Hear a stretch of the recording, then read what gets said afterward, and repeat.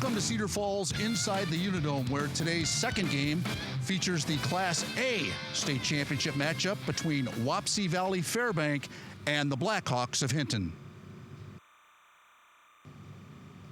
Hello, I'm Chuck Reed. Pre-game coverage of this and every high school state championship game on the Iowa High School Sports Network is being brought to you by Monsanto. Monsanto, we're committed to developing innovative, higher-yielding products for farmers. We're here to present the Iowa Bankers Association Student Athlete Achievement Award. This award recognizes a high school football player with outstanding achievement in academics, athletics, leadership, and involvement in the community. The Class A award recipient is Nate Beck from Brooklyn Guernsey Malcolm High School. Presenting the award on behalf of Iowa Bankers is Jennifer Heischman, Assistant Vice President of Grinnell State Bank. Congratulations on receiving the Iowa Bankers Award and for an outstanding season. What are your future plans, Nate? I plan to attend a 4-year university. Fantastic, good for you. And Jennifer, what is it that is so important about giving out these scholarship awards? Well, Nate's been a great and outstanding leader. He's got great character. He's going to do great in his future. And Iowa Banks are just pleased to be able to support education and help students achieve their goals. And with this, I'm pleased to give this award to Nate and hope he does well in his future. Wonderful. Thank you very much, Jennifer and Nate. And thank you to the Iowa Bankers Association for their continued support of this scholarship award. Thank you, Sonia. Keys for the game in this, the Class A state championship football game, are brought to you by Wellmark Blue Cross Blue Shield. First off, for the Warriors of Wapsie Valley, make big plays. They can score from anywhere on the field at any time. They need big plays here today. And no ordinary Odenall. Tyler Odenall has rushed for over 2,000 yards this year. He needs to step up today. For Hinton, the Blackhawks need to spread it around. They don't have gaudy statistics, but they have a lot of good football players, a lot of guys who can hurt you. They need to spread it around. And finally, find a way. Hinton's lost 3 games this year, more than anybody else in the finals. They have found a way during the season to win games. They need to do that here this afternoon. High school sports encourage pride, dedication, competition, and teamwork. These are the same values Farm Bureau members hold and live by every day. As a title sponsor of the Iowa High School Athletic Association, the Iowa Farm Bureau is proud to present Championship Week during the state football playoffs. Congratulations to all the players and coaches for a successful year. We believe that by investing in our youth, we're investing in Iowa's future. Today's impact players are brought to you by the Iowa Pork Producers. First up for Wapsie Valley of Fairbank, they are led offensively by running back Tyler O'Neill. He's rushed for over 2,000 yards this season. Defensively, linebacker Adam Bachman has over 125 tackles so far this year. Hinton is led by running back Dalton Becker. Becker has rushed for over 700 yards this season and accounted for over 1,100 yards of total offense. Defensively, Colin Poss, their linebacker, has over 100 tackles so far this year. Hi everyone, welcome to the Dome. I'm Kenny Salzway from Wapsie Valley High School. And I am Morgan Wenzel from Hinton High School. We are excited to compete in the state championship game.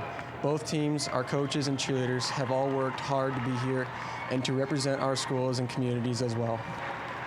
We'll be displaying good sportsmanship and conduct on the field. We ask you, our students, family, and fans, to join us in the stands and cheer loud and have fun.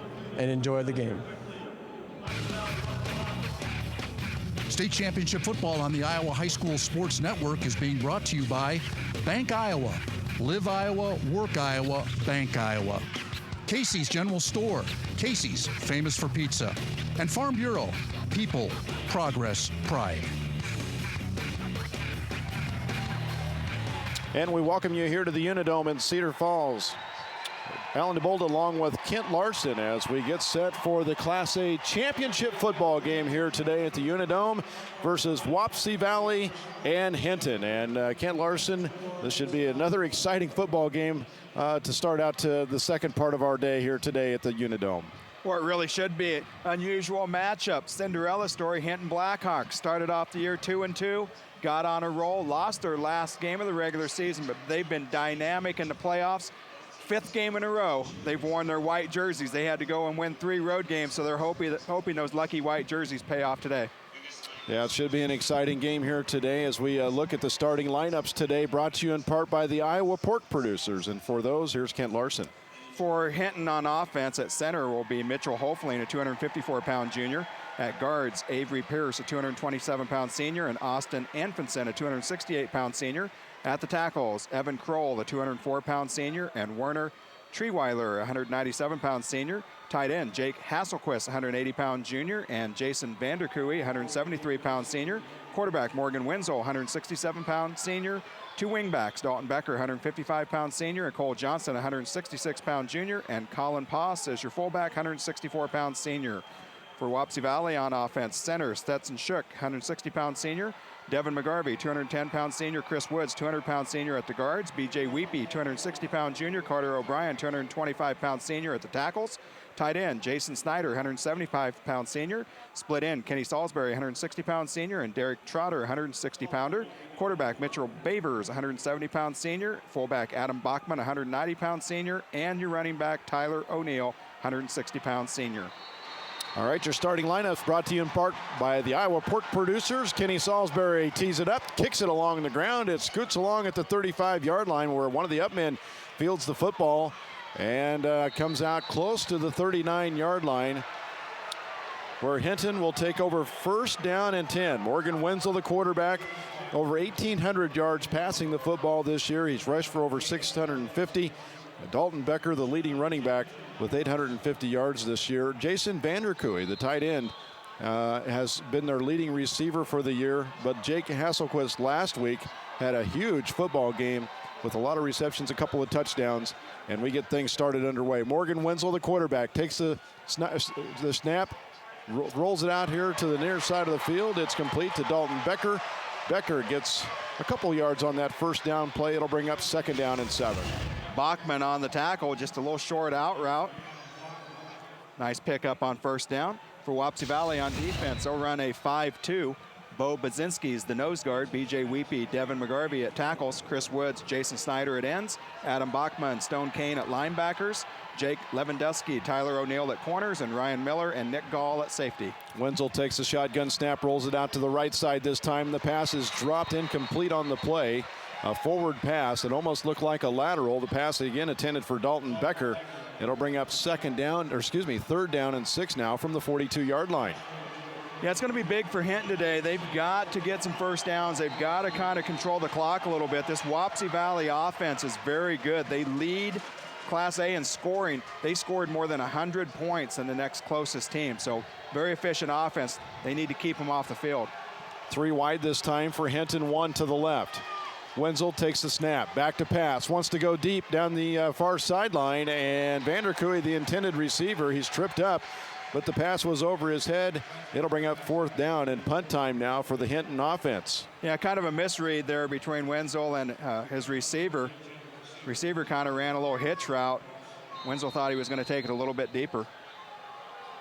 For Wapsie Valley, they send Ryan Miller deep, and Tyler O'Neill also goes back deep.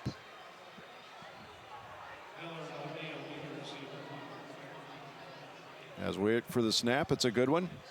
And the punt's away, kind of a low punt, driving punt down to the 36-yard line where it lands and rolls out of bounds for no return. So Wapsie Valley will take over first down and 10 at their own 35-yard line. Defensively for Hinton, they run a 3-5. Austin Ampenson and Werner Treeweiler at defensive ends, Mitchell Hofling at nose guard. Linebackers, Cole Johnston, Marcus Turman, Jake Hasselquist, Colin Paz, Logan Jurgensmeyer. Corners, Dalton Becker, C.J. Warden, and safety, Jason Vanderkooy. Adam Bachman breaks out to the left side. Derek Trotter to the right. Mitchell Bavers in the shotgun. Takes the snap, fakes the handoff. Back to pass. Throws a little out pattern over here on the near side of the field. Complete to O'Neill. Out to the 40-yard line. Switches the field. Still on his feet. Go across the midfield down to the 47-yard line before he is brought down on the play. That was a nice, great individual run that time from Tyler O'Neill. Yeah, just a little swing pass out to him, and he was able to make one defender miss. Nice little pickup of about 17. Breaks a couple tackles on that play, and a first down and 10 now for Wapsie Valley. High formation set this time for Bavers. Bavers inside handoff, and with it is O'Neill, I believe it's Bachman on the carry. Bachman gets a yard, maybe 2 on that first down play. It'll bring up 2nd down and 9. Yeah, kind of a couple plays that trying to catch Hinton off guard. One of the big weapons that they need to worry about is Salisbury coming back at his wingback position. 2 receivers left this time. Handoff O'Neill. Little bit of running room up the middle, but the gap closes down quickly by that Hinton defense. And O'Neill gets a few yards on the play, but it'll bring up about 3rd and 5. Jake Hasselquist on the tackle, and one of the keys to this game was O'Neill, and he's had a very good run during the playoffs. He's been over 100 yards all 4 games, 13 touchdowns in the 4 playoff games. As you saw in the Bank Iowa replay that time, Hasselquist with a nice job of warding off a block and being able to get to O'Neill to make the tackle on the play. 3rd down and 6 now, the ball on the 44. Fake the handoff, back to pass, and over the intended receiver head of Adam Bachman. It'll bring up 4th down for Wapsie Valley. They'll bring the punt team on. Yeah, that's something we've seen in a couple of different games throughout the playoffs. The quarterbacks get a little amped up, and sometimes the throws are just a little bit off target, just a little bit overthrown. So Kenny Salisbury will stand back at his 45-yard line to punt this one away.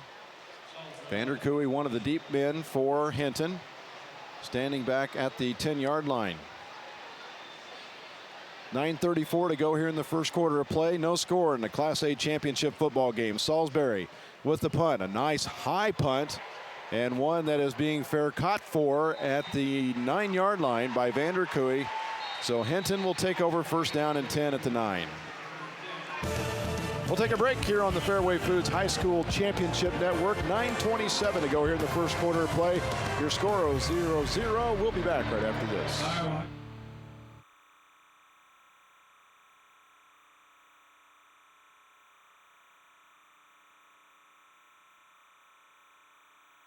It can do awesome things.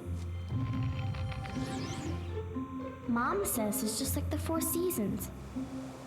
Always there. Helping communities grow and be a better place to live and work. All because my bank lives here too. Live Iowa, work Iowa, bank Iowa. Member FDIC. Mid-American Energy is putting the power to use energy more efficiently in our hands. Helping with the big things and pointing out the little things that add up to make a difference. Like cleaning lint traps, changing furnace filters, and using smart power strips. With Mid-American, energy efficiency is always within reach. The power's in our hands. With Mid-American Energy. We're back here at the Unidome. Alan DeBold along with Kent Larson. The state football championships presented by Iowa Farm Bureau as the sole title sponsor of the Iowa High School Athletic Association. Iowa Farm Bureau provides millions of dollars in awards, recognition programs, grants, and scholarships, helping to support student achievement on the field and in the classrooms. Iowa Farm Bureau. Here's a handoff straight up the middle, and some nice running room out close to the 14-yard line. On the run that time for Hinton was Dalton Becker. Jason Snyder on the tackle. Good hole opened up by the Hinton offensive line. So it'll bring up 2nd down and 5 now with the ball on the 14-yard line. Anfinson and Hofling and Pierce up front, guard through center, making some holes that time. There's a little pitch back and met and driven down hard at the 13-yard line.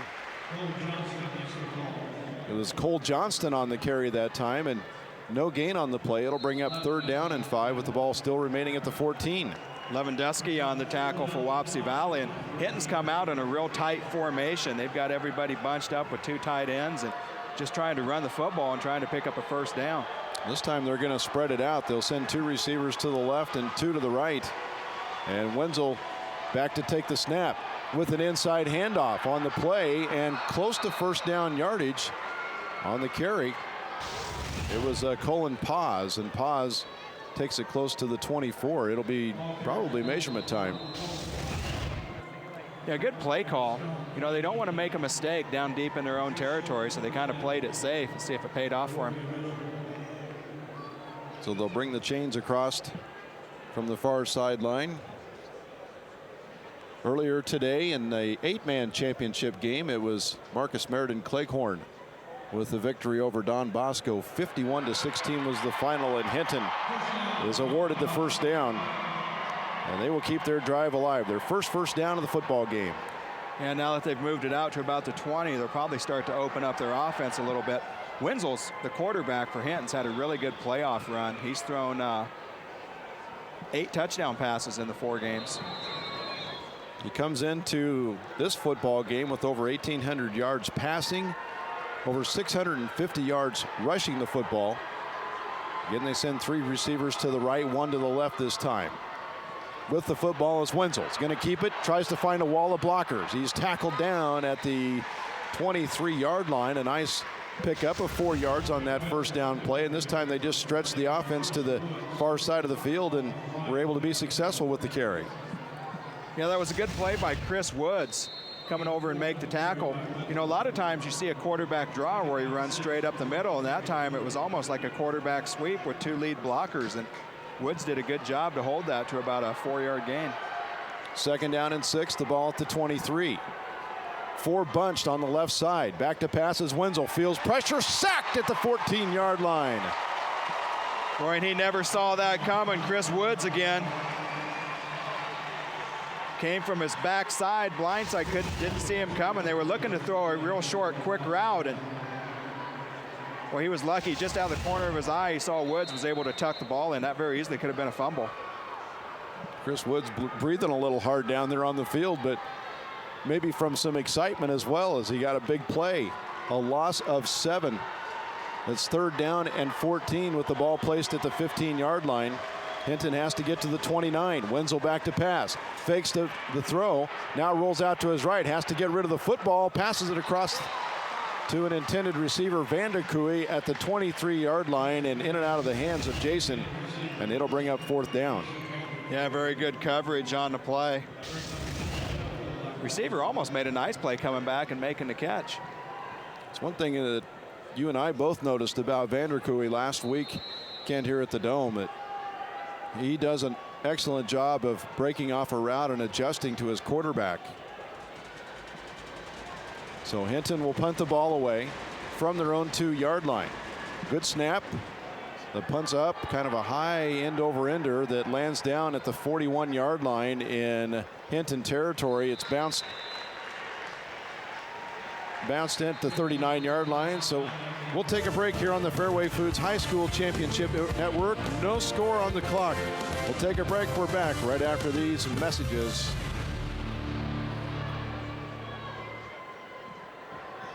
Quarterback for this town's only state championship winning team. I'm the winningest QB of all time. I'm here to talk to you about the winningest pizza of all time, Casey's Pizza. Best tasting pizza around with made from scratch dough, fresh ingredients, 100% real mozzarella cheese. Take it from me, Big John. With Casey's Pizza, you can't lose. Right now, get any large specialty pizza for just $13.99. Casey's, famous for pizza. Hi, I'm Speed the Sauce Man.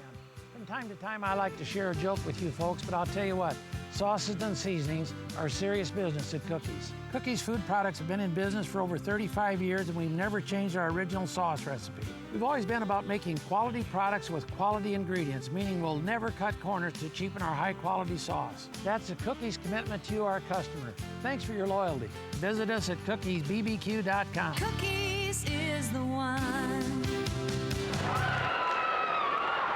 Welcome back here to the Unidome. Alan DeBold along with Kent Larson in the Class A championship football game between Wapsie Valley and Hinton. Wapsie Valley with the football at the 39-yard line in Hinton territory. 1st down and 10. Handoff O'Neill at the 40. Makes a nice little juke move and is taken down at the 36-yard line. He picks up a couple 3 on that 1st down play. It'll bring up 2nd down and about 7. Marcus Truman on the tackle. This is one of those situations for Wapsie Valley. Great field position to start. You need to come away with points.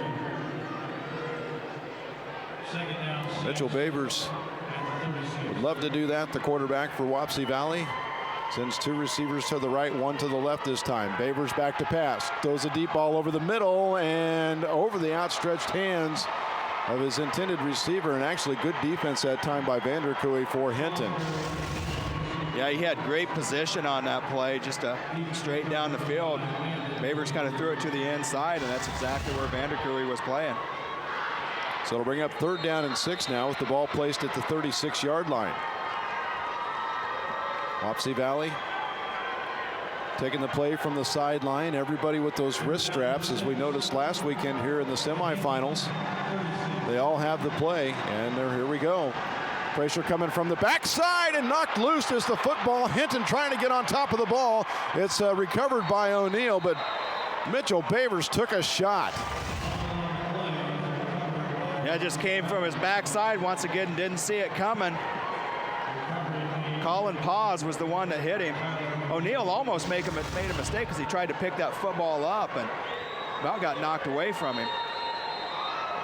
So it'll bring up 4th down for Wapsie Valley, and the defense from Hinton rises to the occasion. Vanderkooy kind of standing back at his 15-yard line, trying to make sure that there is going to be a punt, not a fake punt. Kenny Salisbury boots it away, and a fair catch is being called for. It lands at the 8, rolls into the end zone. It'll be a touchback and a 1st down and 10 for Hinton at their own 20-yard line. We'll take a timeout on the field here. 5 minutes and 3 seconds left on the clock in the first quarter. No score between these two fine football teams. We're back right after this. At Fairway, we're proud of our Midwestern family values. The same values your family has passed down for generations and for generations to come. We're also proud of the value that we pass on to our customers. At Fairway, you can always count on fresh produce, quality meat, good selection, and friendly service. Your savings matter. Our prices make the difference. We are Fairway. Always fresh, always affordable, always Fairway. At Wellmark, we believe the promises we make are no different than the promises you make in your life.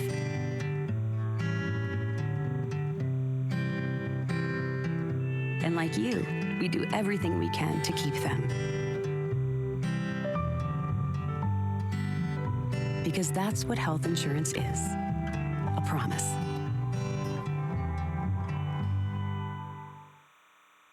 As we thank you for joining us on the Fairway Championship Network, Alan DeBold along with Kent Larson. No score in this Class A championship football game between Wapsie Valley and Hinton. The offense from Hinton back on the field, led by Morgan Wenzel, the quarterback. Bunch formation this time for Wenzel. Hands it off. Around the right side with the football is Dalton Becker, and he's basically stood up and brought down at the 20-yard line. No gain on the play. Weepy was in there. McGarvey was in there to make the tackle. Kent, what's impressed you early on between these two teams? Well, I think defensively, Hinton has to be awfully happy. You know, Wapsie Valley's had the ball a couple different times on Hinton's side of the field, and they've been able to hold up. You know, field position, I think, has hurt Hinton offensively a little bit. They've been a little bit conservative, not wanting to make a mistake down on their side of the field. So, a lot of defense. We saw that last Saturday in the last round of the semis. 3 receivers to the left side this time for Hinton, 1 to the right. Back to pass is Wenzel. Looking, comes to the near side of the field, kind of throws it up for his intended receiver, Vanderkooy, and a little misinterpretation, I guess, between Wenzel and Vanderkooy on that play. Vanderkooy was looking for the ball to be in a different spot.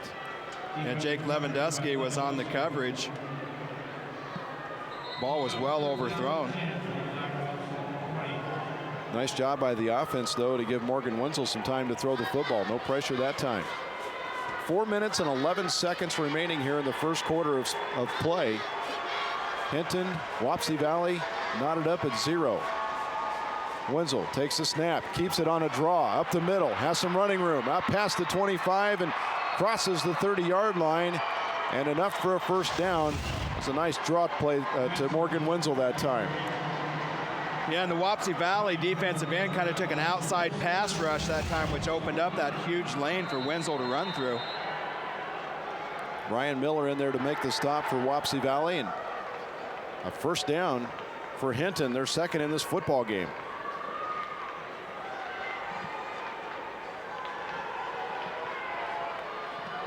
Bring that 2 tight end set in here once again.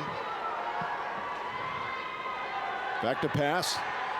Wenzel looking, wants to throw it over the middle. Has a man at the 34-yard line making the catch on the play. The linebacker Adam Bachman right there to bring him down. Couple yard pickup on the play. Yeah, that was a good read by Wenzel. There wasn't anything. He had 3 receivers downfield, but they were very well covered. Showed good patience of finding a secondary receiver. And as you mentioned, Bachman did a nice job in coverage. Chris Woods, the defensive end that time, putting some heat on Wenzel towards the end of that play. Second down and 6. The ball placed at the 34-yard line. Wenzel a little quick out this time, and the pass is complete. With the football was Cole Johnston. He only gets a yard on the play. Actually, it'll bring up third down and about 7 to go. Another 3rd and long for Hinton. Once again, just trying to get out from way back in their territory. Third down and a long 6 for Hinton this time. Man in motion, and the motion man gets the pitch. In the backfield, short gain on the play. It's Dalton Becker. Becker across the 35, close to the 36-yard line, but about 5 yards shy of a first down. It'll bring up 4th down. And Devin McGarvey in on the tackle for Wapsie Valley. A defensive front lineup for Wapsie Valley, Kent's doing an excellent job of Schneider and Weepy, Bozensky, McGarvey, and Woods holding their ground. Yeah, you're right. 15 plays for Hinton, 28 yards. So Hinton will punt it away. O'Neill back deep. And O'Neill will look at it, land at the 38-yard line, and it touches Vanderkooy at the 37, where they'll mark it dead, and it'll be first down and 10 for Wapsie Valley.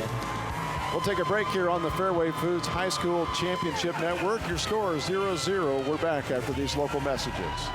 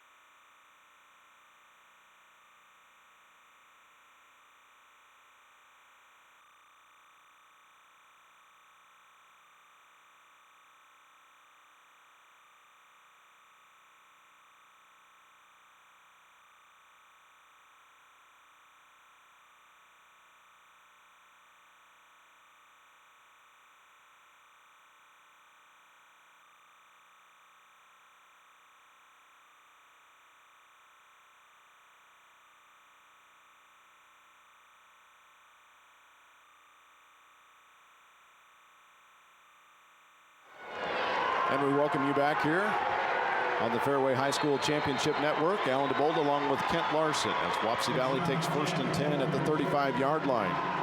Bavers hands it off. O'Neill with the football. Stood up at the 36-yard line. Gets a couple more out of it, though. And it's out close to the 38-yard line. It'll bring up second down and 7. Colin Paz on the tackle. I'm curious to see how long Wapsie Valley is going to wait before they try to get the ball in Kenny Salisbury's hands. And we saw him last week, ran a reverse for a real long play. Dynamic athlete lined up on the outside. 2 receivers left this time. High formation set. A little misdirection this time by the quarterback, Bavers, and O'Neill in the backfield, not quite understanding what direction everybody was going to go. And right there was the defense for Hinton, a loss of 4 on the play. Yeah, that was Colin Paz once again reading the play and came in and made that tackle for a loss. So a big loss on the play, third down, and 11 yards to go from the 34-yard line. Wapsie Valley only 1 first down in this first quarter. Hinton only 2. Now they'll spread the field out a little bit. 2 receivers right, 2 to the left this time for Mitchell Bavers, the quarterback. Blitz coming. Little swing pass on the far side of the field. There's Kenny Salisbury with the ball complete out to the 40-yard line. He picks up 6 yards, but he's going to be 5 yards short of a first down. It'll be punt time once again for Wapsie Valley. Yeah, good tackle on the outside by Vandercruyde. Just a real quick throw, trying to get Salisbury out in space. He's hoping he can make one guy miss, but Vandercruyde, nice tackle. Vandercruyde goes back deep along with Dalton Becker. They'll line up about their own 27-yard line. Salisbury to punt it away. He stands at his own 27-yard line, and now officials will stop play because we've come to the end of the first quarter here at the Unidome in Cedar Falls on the Fairway High School Championship Network. No score between these two great teams. We'll be back with more right after this local break.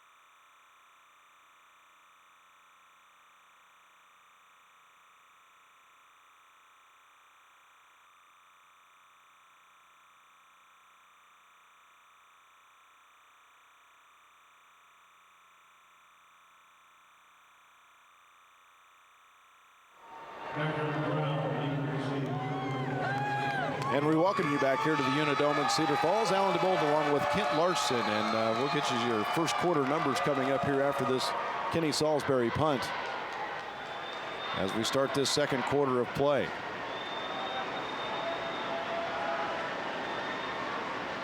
Salisbury takes the snap and the boot's away. A nice high punt that turns over, and it's going to be hitting down at the 15-yard line. And Wapsie Valley, can they down it?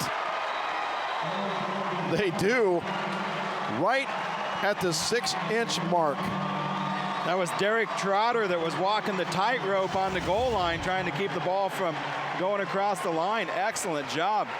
Great bounce on the punt. That was just great athleticism right there. You know, we talked about the difficulty fielding punts inside the dome. You're looking up at all the beams, and we've got the kind of the white in the middle of it. And I think he just kind of lost the ball in the surroundings. But first quarter numbers for Hinton: 8 rushes, 21 yards, 3 out of 7 passing for 7 yards, total offense 28. Wapsie Valley, 6 rushes, 1 yard, 2 out of 4 passes for 23, total offense 24. So Hinton has some work to do deep into their own territory. Here's a handoff, and getting out to about the 3-yard line before being chopped down was Dalton Becker. Nice run by Becker that time to get a little breathing room back there for Hinton. Yeah, Stone Kane on the tackle. Kind of a dangerous play because he was about 4 or 5 yards deep in that end zone. Could have been a safety if Wapsie Valley could have got any penetration across the line. But, you know, Chuck Reed in the Wellmark pregame said, find a way for Hinton. And so far, so good. Their defense has done a great job. They just need to get something done on the offensive end. 2nd down and 7. The ball placed on the 4-yard line. Spread offense this time for Wenzel back to pass. And his intended receiver, Jake Hasselquist, and he were not on the same page on that last pass play. Yeah, I think Wenzel thought he was going to come back, run about 10 yards downfield and come back, and he just kept going. And fans, today's streaming is provided by Mid-American Energy today, and you have an opportunity to watch the football game on IHSSN.com. All brought to you by Mid-American Energy. It's a free service provided by Mid-American Energy. You can tune in and watch the game on the computer, on your desktop, laptop, notepad, whatever it is. Here's Wenzel with the football, trying to find a little running room, and the defense prevails once again for Wapsie Valley. It'll bring up 4th down and deep, and Hinton is going to be punting deep out of their own end zone. Either Wapsie Valley is going to have great field position, or they're going to put on a pressure on the punt to see if they can block one in the end zone. Yeah, great job by Adam Bachman for Wapsie Valley to fight off a block and make that tackle. So 4th down and 7. The ball at the 4-yard line. O'Neill, and back deep is Ryan Miller for Wapsie Valley, standing at the 39. A good snap this time, no pressure, and a wobbler off the side of the foot of the punter. Boy, we'll see where they spot that. That could be inside the 20. The officials jogging back right at the 20. Logan Jurgensmeyer with the punt, not the one he wanted. We'll take a break here on the Fairway Foods High School Championship Network. We're back right after these messages. This is no ordinary football. To Iowa Farm Bureau, this is the future of our youth, the pride of our communities, the energy that makes Iowa, Iowa. The Friday night that brings farmers, teachers, doctors, and kids all together. To Iowa Farm Bureau, this is the reason we work so hard. This is Iowa. Iowa Farm Bureau. People, progress, and pride. At Iowa Banks, we work with you to make your dreams possible. Whether your dream is an education, a new home, a growing business, or a comfortable retirement, you can count on Iowa bankers to help you reach your financial goals. We offer solutions with your best interests at heart, and we work very hard to get the job done. To find an Iowa bank near you, go to myiowabank.com. Iowa Banks, Iowa values.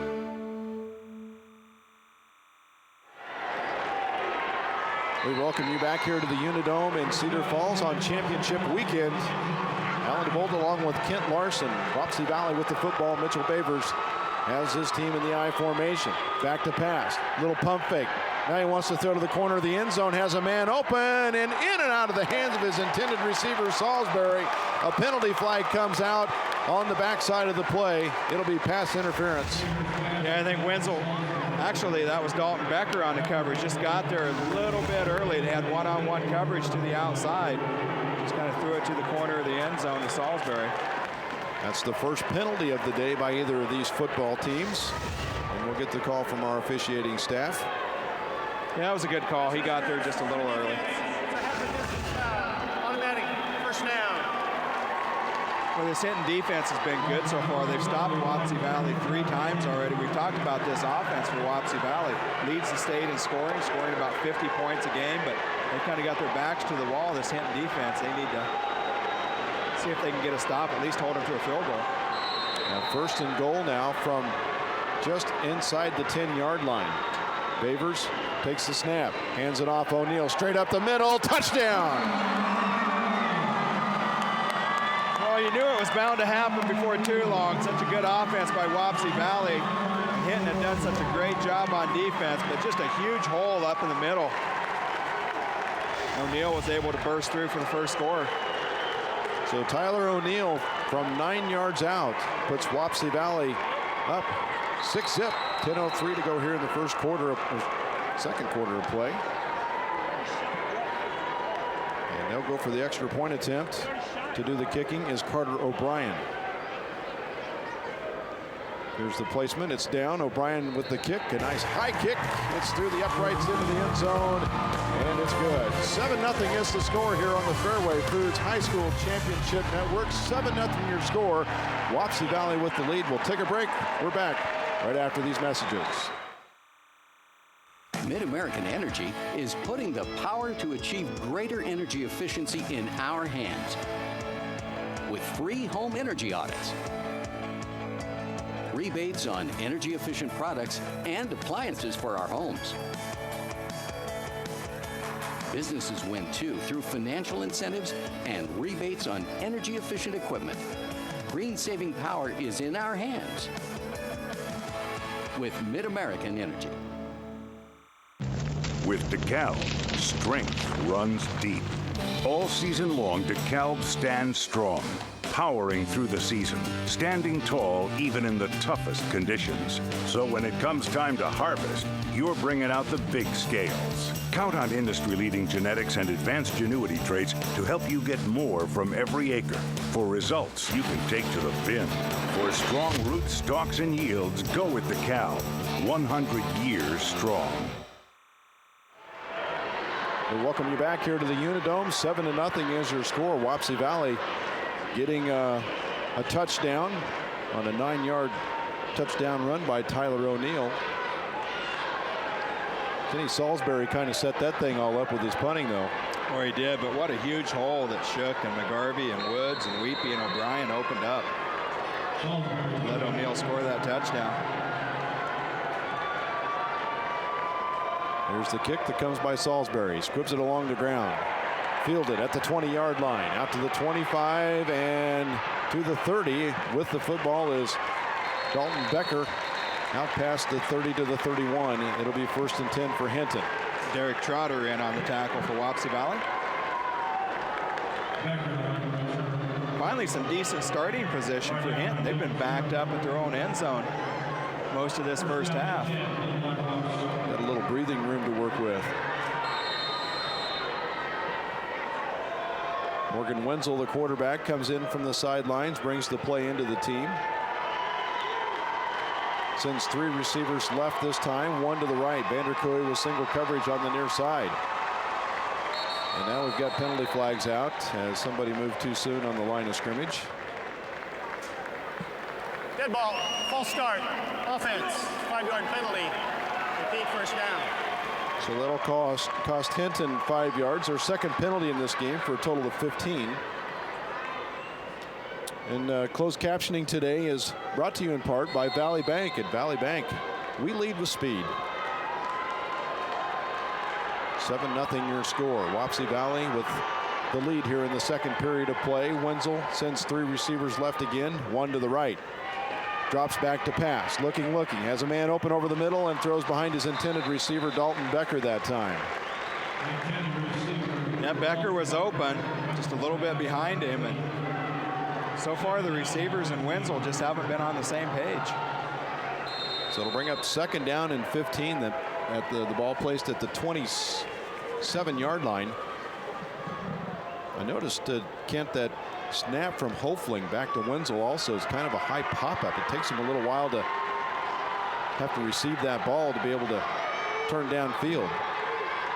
That was a little better that time, and Wenzel back to pass, looking to set up the screen pass. Has it at the 29-yard line. With the football was Colin Paz, and Paz gets a couple of yards. The Wapsie Valley defense right there for that one. Yeah, Stone Kane made the tackle, but of the 4 defensive linemen, 2 rushed and 2 stayed back at the line of scrimmage. So that thing had to go a little bit wider. I think they were trying to set up the middle screen, and Paz had to go a little wider, and Stone Kane read it perfectly. Baczynski was in there also to help make the stop on the play. It's 3rd down and 14 now, a 1-yard pickup on the play. Wenzel takes the snap, back to pass, looking. Over the middle, has Vanderkooy, and nice defensive play by one of the linebackers from Wapsie Valley. I think that was Adam Bachman that was able to get his left hand in there and knock it away.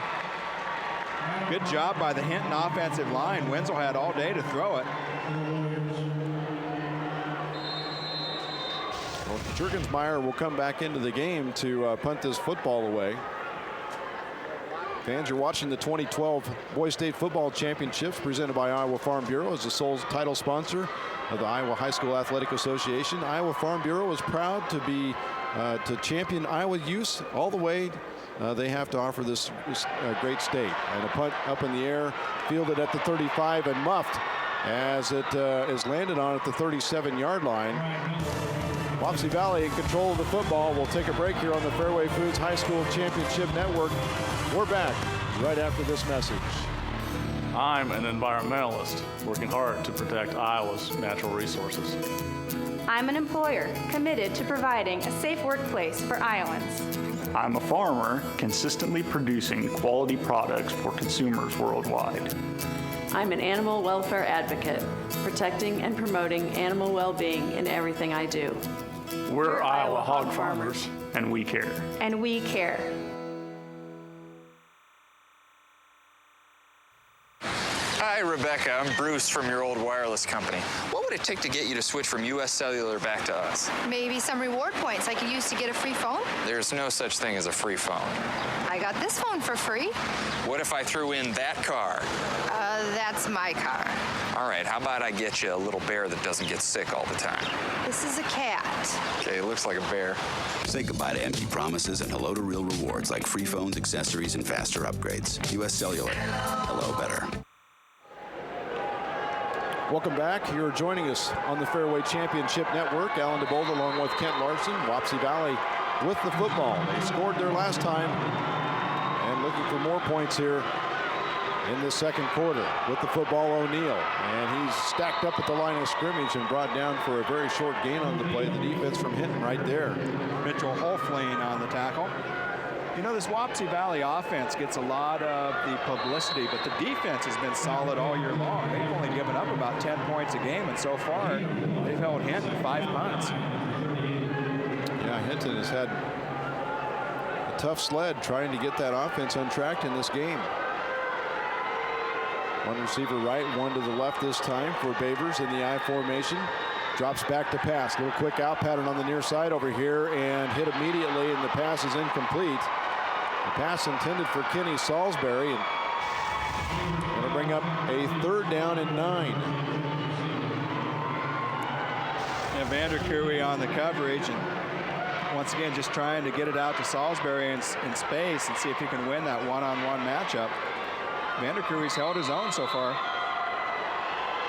8:19 to go here in the second quarter of play. Wapsie Valley with a 7-0 lead. And again, as we talk about the wristbands, everybody from Wapsie Valley checking the wristbands. 10 seconds on the play clock. Bavers drops back to pass.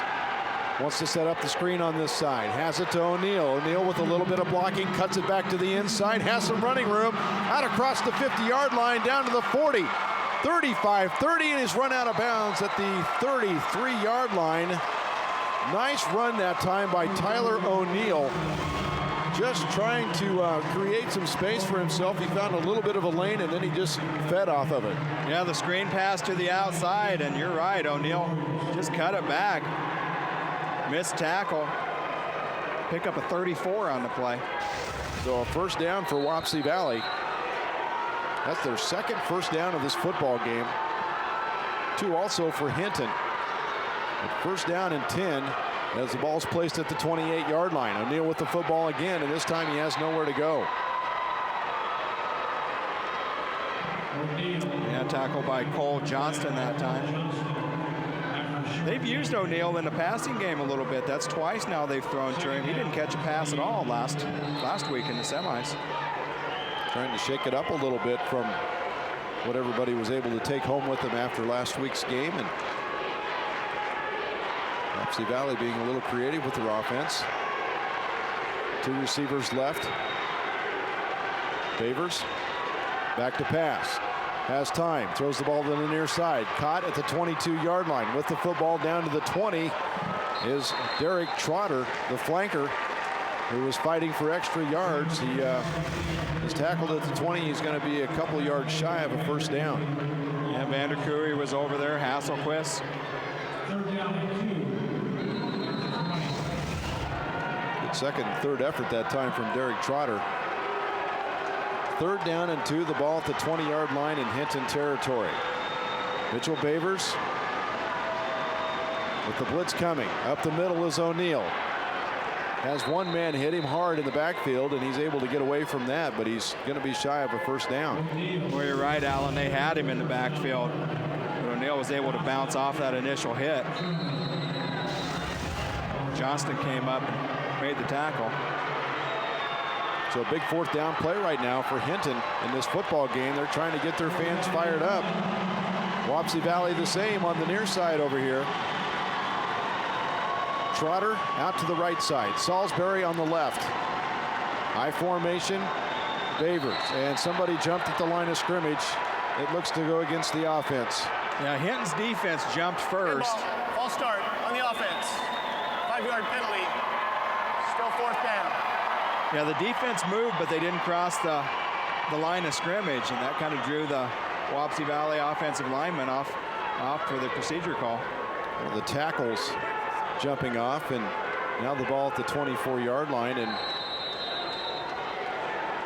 looks like Wapsie Valley is still planning to go for it here on fourth down and not do a field goal opportunity.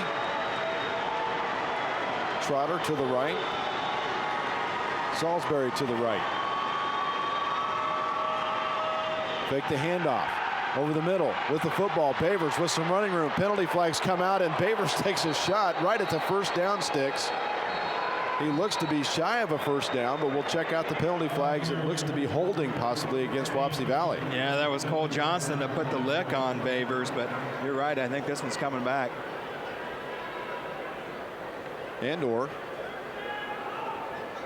a chance to decline the penalty if they don't reach the first down, correct?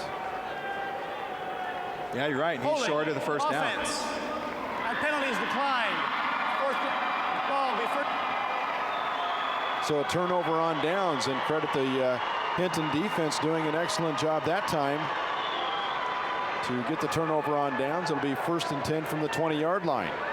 Yeah, that was a big stop for the Hinton defense. If they can just keep this game close and then find a way. That was Chuck Reed's comments today, too. It was, and he was right on board with what he said. Now the officials stop play. Want to reset the play clock. Well, they bring the play back alive, so here we go.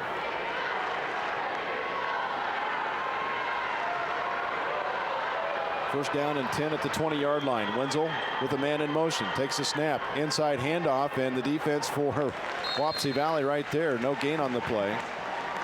And fans, don't forget, at the end of today's football game, we'll name an MVP of today's football game presented by Casey's. Casey's is doing this for each of the championship football games. We're excited to have them on board here today. Here's a pass to Vander Cooey on the near side. He slips past a tackle, and he rolls out close to the 30-yard line, and with second and third effort, enough for a first down. Well, he got a nice spot on that play, too. Yeah, good job by Vander Cooey. He kind of put his hand down to keep his balance. Well done, Jason. First down and 10 at the 30. Back to pass on the far side of the field. Pass is complete out past the 35-yard line, and with it was Dalton Becker. He was put down to the ground, but he picks up a nice 6 to 7 yard gain on that first down play. Yeah, Lewandowski on the coverage, and Hinton's looking to pick the tempo up just a little bit here.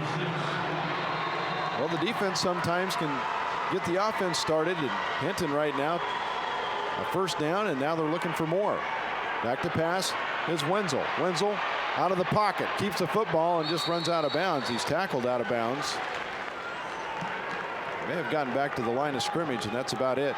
Yeah, Jake Gaylor on the tackle, but that was a good decision by Wenzel. As he rolled out, he didn't have any open receivers, so he didn't take a chance of forcing anything and turning the ball over, and just kind of got what he could, and a smart play. It's Chris Woods in there flushing him out of the pocket. 2 receivers left, 2 to the right this time. And penalty flags come out to stop the play.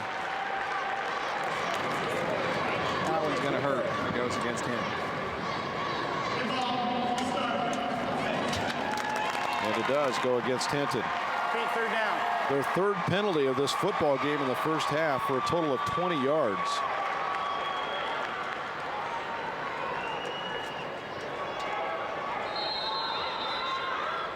And we've got a timeout on the field. Hinton wants to take a timeout. We'll take it with them on the Fairway Foods High School Championship Network.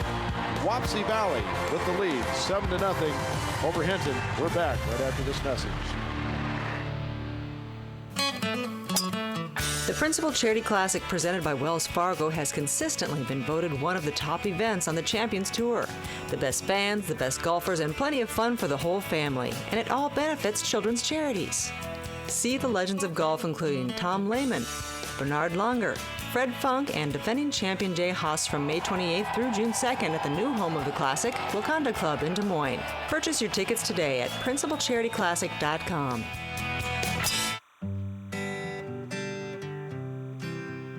At Wellmark, we believe the promises we make are no different than the promises you make in your life.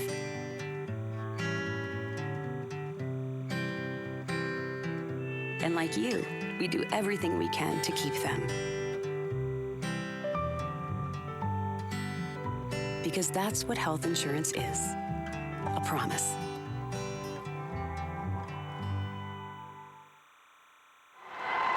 Welcome back here to the Unidome on the Fairway High School Championship Network. Alan DeBold along with Kent Larson. A big third down play coming up for Hinton from their own 33-yard line. It's 3rd down and 9. Big play coming up. Their offense was moving the football a little bit in this drive, and then they just had a 5-yard penalty. Man in motion is Colin Paz. Back to pass. Little swing pattern over to Vanderkooi. He's going to take the lateral and throw it down the field for Becker at the 33-yard line. It is complete. What a great throw by Vanderkooi. He's threaded the needle. Ryan Miller, I think, was back there. Into double coverage for Dalton Becker, and Becker with a great catch, but a better throw by Vanderkooi. That went for what, about 36 yards? It was a big, big play. Didn't look like anything was open. And then right at the last moment, was able to thread that ball in between the two defenders. What was more important about that is Dalton Becker just continued to run and catch the football. 2 receivers left, 2 to the right this time. This time we've got a procedure penalty against Hinton. Yeah, the receiver that was lined up in the slot just took off a little bit too early. Start, offense, 5-yard penalty, repeat first down. So another 5-yard penalty, and the 4th penalty of this game. Take a look at this other play here, Kent, as you watch Wenzel throw the ball out to Vanderkooi, and he just wings it down the field. And again, Becker doing an excellent job getting behind the secondary. And Colin Paz was in front of Vanderkooi blocking, and that's what allowed him to be able to get that ball off. There's a little swing pass this time over to Becker. Becker at the 35-yard line does a little stutter step and buys a little bit of time as he's able to pick up a couple 3 yards. Brings it down to the 32-yard line, so they get some yards back on that penalty. It'll bring up 2nd down and 9. And Tyler O'Neill on the tackle. I like this drive by Hinton. They've kind of mixed it up a little bit. They had to hurry up offense and, inside, outside, and the double pass. And pretty imaginative with their play calling. So 2 receivers left, 2 to the right this time. Wenzel back to pass, looking over the middle, throws it deep down the middle and over the heads of his intended receiver. Got 2 guys in the vicinity, but neither one of them close enough to the football. Well, he had to get rid of that just a hair second early because Jason Snyder just planted him to the turf as soon as he threw it. Dalton Becker was one of those intended receivers down the field. 3:21 to go here in the 2nd quarter of play. Wapsie Valley with the 7-0 lead in this football game, but Hinton driving at the 32-yard line in Wapsie Valley territory. They send trips to the left this time. Vanderkooi to the right. Wenzel looks to pass, pump fake, now goes deep down the field for his tight end at the end zone, and in the end zone it is complete. Touchdown, 32 yards out. What a catch by Jake Hasselquist. I thought the ball was going to be intercepted. Kind of did a pump fake to a swing pass and then just threw it deep. There was 2 guys back there for Wapsie Valley, and Hasselquist just outfought him for the ball. What a great job by Hasselquist, just reaching for the football at the very last moment. over the top of the defenders to make the completion. Yeah, Ryan Miller and Jake Lewandowski were back on coverage. Just a great play by Hasselquist, 31 yards. And the point after attempt is up, and it is good. 7-7 your score. A great football game here at the Unidome. We'll take a break on the Fairway Foods High School Championship Network. We're back right after this. At Wellmark, we believe the promises we make are no different than the promises you make in your life.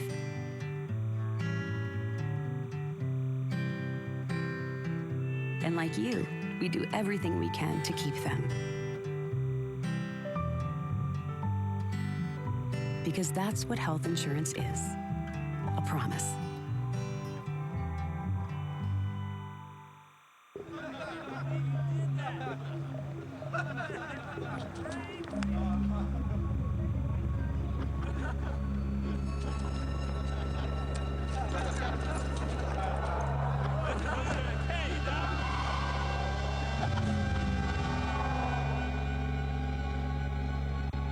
They'll see you before you see them. Cops are cracking down on drinking and driving. Drive sober or get pulled over. Back here at the Unidome, Alan DeBold along with Kent Larson. We're all knotted up here in a Class A championship football game here at the state of Iowa. Wapsie Valley and Hinton. A great catch by Jake Hasselquist in the end zone on a 31-yard pass play.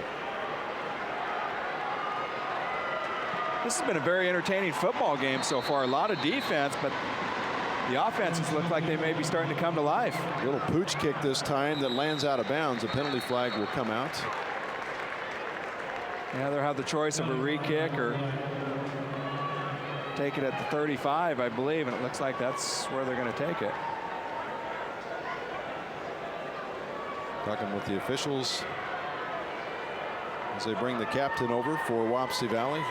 Mitchell Bavers, the quarterback.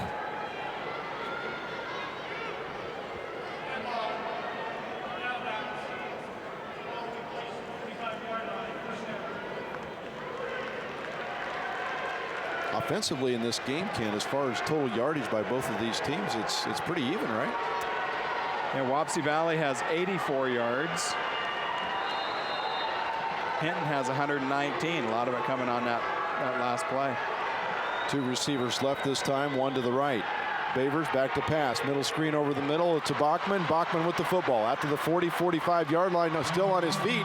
Crosses midfield and fumbles the football at the very end. It looks like Hinton has the ball. Cole Johnston has the football. They're just trying to fight for extra yardage. Coughed it up. Watch the pass play on the replay by the Bank Iowa sponsoring this one. Bachman with the football. He switched hands with the ball. Did a great job doing that. And at the very end, it was stripped out of his hands before he had touched the ground.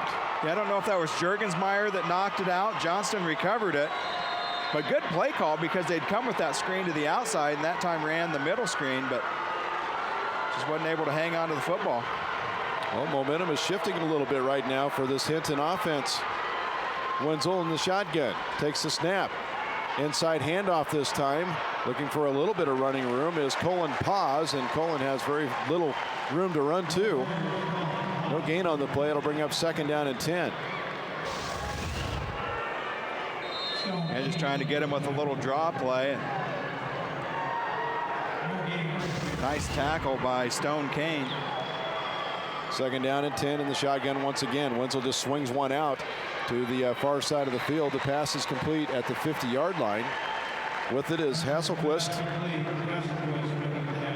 Picks up close to 4 yards on that second down play. It'll bring up third down and a long 6. And nice job by Salisbury out on coverage. A quick little out. Hasselquist had a big game last week in the semifinal rounds. He's had a big game so far in this first half. Wenzel again with the shotgun snap. Wants to go deep down the near sideline. Has Vanderkooy. Vanderkooy up for the football, and good coverage that time by Wapsie Valley defense. Vanderkooy couldn't get to it. Yeah, that was Tyler O'Neill on the coverage, and he had inside position.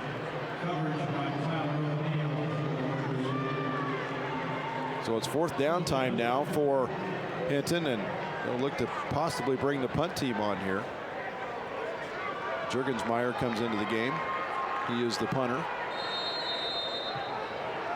Co-coaches for Hinton, Bruce Held of Wayne State and Steve Diedeker from Northwestern. They've been together for 30 years. Their record 153 and 121. Now a fake. Wenzel rolling out to his right, just lobs it up in the air. Vanderkooy going up after it. The ball's batted down by Wapsie Valley. And an excellent job. Instead of trying to intercept the football, they have better field position at the 49-yard line in Hinton territory. Yeah, it was almost offensive interference at the end of this.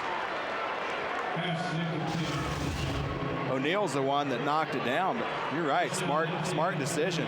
That gives Wapsie Valley great field position at the 49-yard line of Hinton with minute 50 and 2 timeouts. Yeah, 2 timeouts remaining, and actually 3 timeouts. Yeah, Hinton with 2 and Wapsie Valley with 3.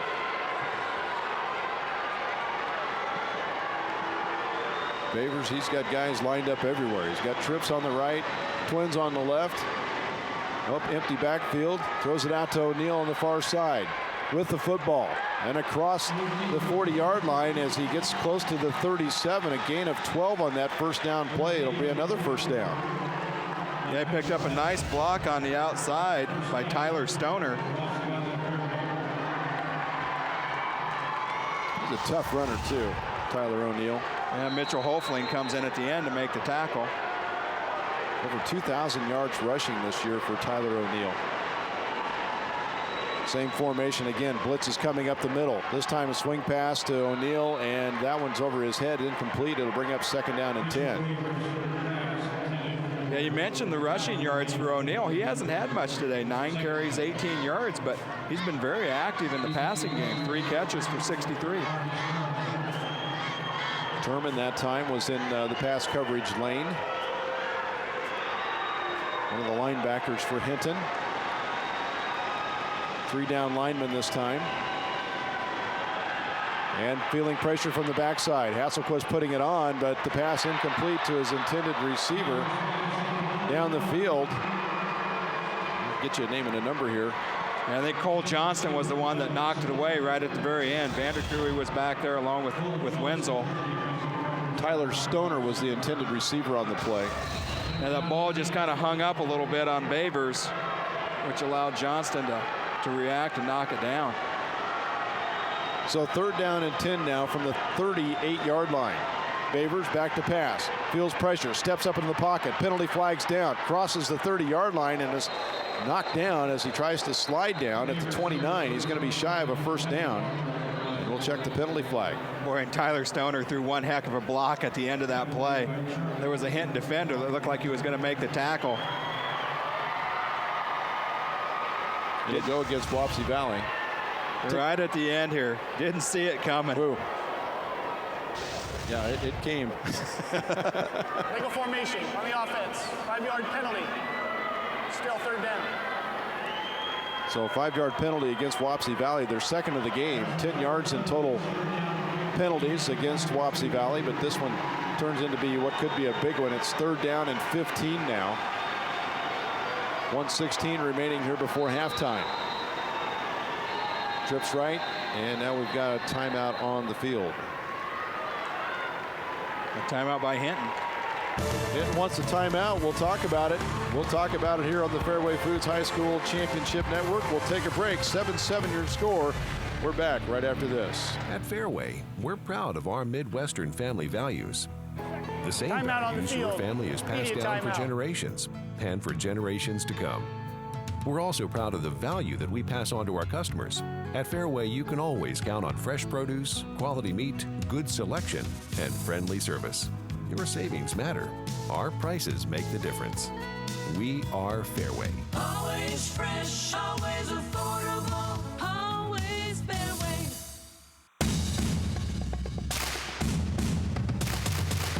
Everybody has to work hard at every aspect, fine arts and sports. The community also helps us. They come to our games, they support us, along with our teachers who give us the time. So to get the Challenge Cup is just, I think it really shows how hard we work and just what a great community we have. Help your school compete for the Bank Iowa Traveling Challenge Cup and $1,750. Visit IHSSN.com. Welcome you back here to the Fairway Foods High School Championship Network. Alan DeBold along with Kent Larson. 1:14 remaining in the second quarter of play. Wapsie Valley with a big 3rd down and 15 play coming up. Back to passing over the middle, and that pass is short to the intended receiver, Adam Bachman, over the middle. It'll bring up 4th down. Yeah, Bavers just had a little window to throw that football in because there was a deep safety on the play. He couldn't lead him, or he would have risked an interception. Well, in earlier part of this football game, it was Kenny Salisbury who did a lot of damage in last week's semifinal game, receiving the football and running the football. It's been his foot this game that has been successful for Wapsie Valley. He had a punt that landed down and touched up at the 6-inch line, and Wapsie Valley had pinned Hinton deep.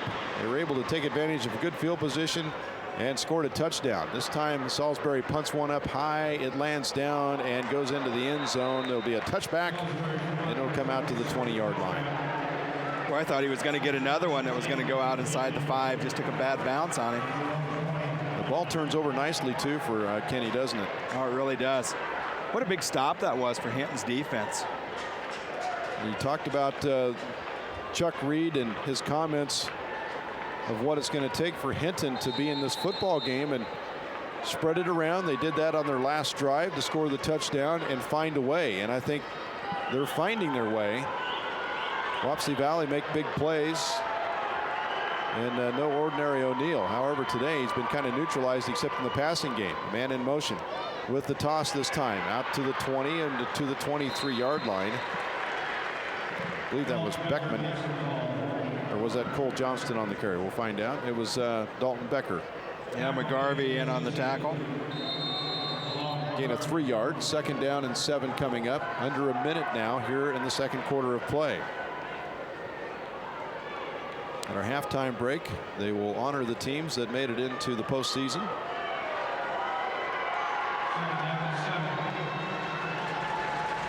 Second down and 7 for Wenzel. Takes a snap, gives it off to Becker to the outside, and Becker is able to take it out almost to the 28-yard line before he is brought down. A gain of almost 5 yards on the play. We'll bring up 3rd down and short now. And Kenny Salisbury in on the tackle. And that looks to be the last play here of halftime, or before we get into halftime. It is halftime here on the Fairway Foods High School Championship Network. Wapsie Valley 7. It's Hinton 7. We'll take a break on the Fairway Foods Championship Network, and we'll be back with our halftime break as you watch all the action here on the Fairway Foods High School Championship Network.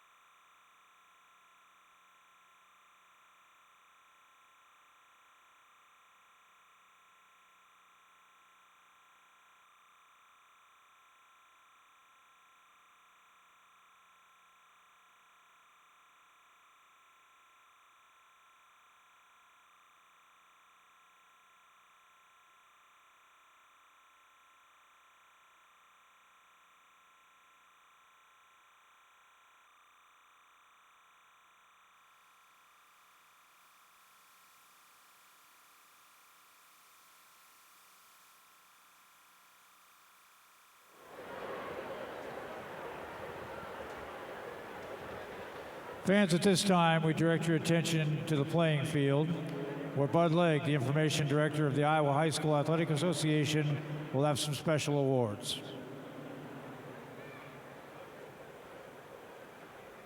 Ladies and gentlemen, each year the Athletic Association at the halftime of each of the championships is proud to introduce the coaches of the schools that qualified for the playoffs in their respective classes. Presenting the awards for the Coaches Association, Brian Wilkin, head coach at Newell Fonda. First of all, the district champions. In District 1, co-champions West Lyon, Jay Roseboom, and Akron Westfield, Eric Walkingstick. In District 2, the champion was West Hancock, coach Bob Sanger. In District 3, the champion was Wapsie Valley, head coach Tony Foster, accepting as Matt Foster. In District 4, North Tama, coach Dan Altman. In District 5, Lisbon, coach Kent Allison. In District 6, co-champions Linville Sully, Mike Parkinson, and BGM Brooklyn, Jared Burns. In District 7, Woodward Granger, George Ashman. And in District 8, Logan Magnolia, head coach Matt Strait. Now here are the remaining schools qualifying for the playoffs. Out of District 1, Hinton, co-coaches Steve Dideker and Bruce Held. Woodbury Central Mobile, coach Kelly Manker. In District 2, Newman Catholic, Mike Dirksen. Prairie Valley Gallery, Mike Sweeter. And Bishop Garrigan Algona, Marty Wadley. In District 3, Starmont, coach Matt Lee. North Butler, coach Mark Rush. And Turkey Valley Jackson Junction, coach Mark Scott. In District 4, Belle Plaine, coach Todd Bolin. Gladbrook Rhinebeck, coach John Olson. Iowa Valley Marengo, coach Vince McGee. From District 5, Lone Tree, coach Reagan Stone. Highland Riverside, Tony Johnson. And Waco Wayland, coach Chad Ediker. Out of District 6, Pekin and coach Joe Donovan. Montezuma and coach Keith Seistra. District 7, Madrid, coach Randy Hinkle. Woodward Academy, coach Bill Dean. And Audubon, coach Monty Reboff. Out of District 8, AHST Avoca, coach Davis Petit. Griswold, coach Andy Everett. And Underwood, coach Lauren Linter. Ladies and gentlemen, how about a fine round of applause for your Class A qualifying schools and coaches. And a great time to give some great awards away here at Championship Network on Championship Weekend. We'll take a break. This is a local break. We're back right after this. At Wellmark, we believe the promises we make are no different than the promises you make in your life.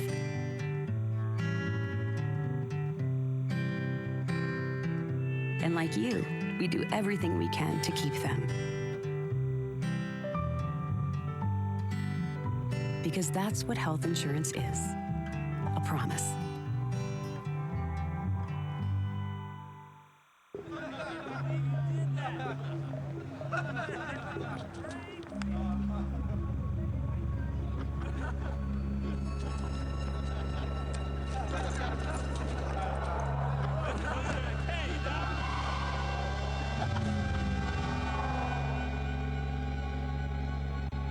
They'll see you before you see them. Cops are cracking down on drinking and driving. Drive sober or get pulled over. At Fairway, we're proud of our Midwestern family values. The same values your family has passed down for generations and for generations to come. We're also proud of the value that we pass on to our customers. At Fairway, you can always count on fresh produce, quality meat, good selection, and friendly service. Your savings matter. Our prices make the difference. We are Fairway. Always fresh, always affordable, always Fairway.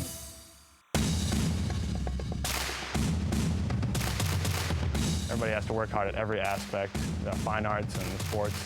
The community also helps us. They come to our games, they support us, along with our teachers who give us the time. So to get the Challenge Cup is just, I think it really shows how hard we work and just what a great community we have. Help your school compete for the Bank Iowa Traveling Challenge Cup and $1,750. Visit IHSSN.com.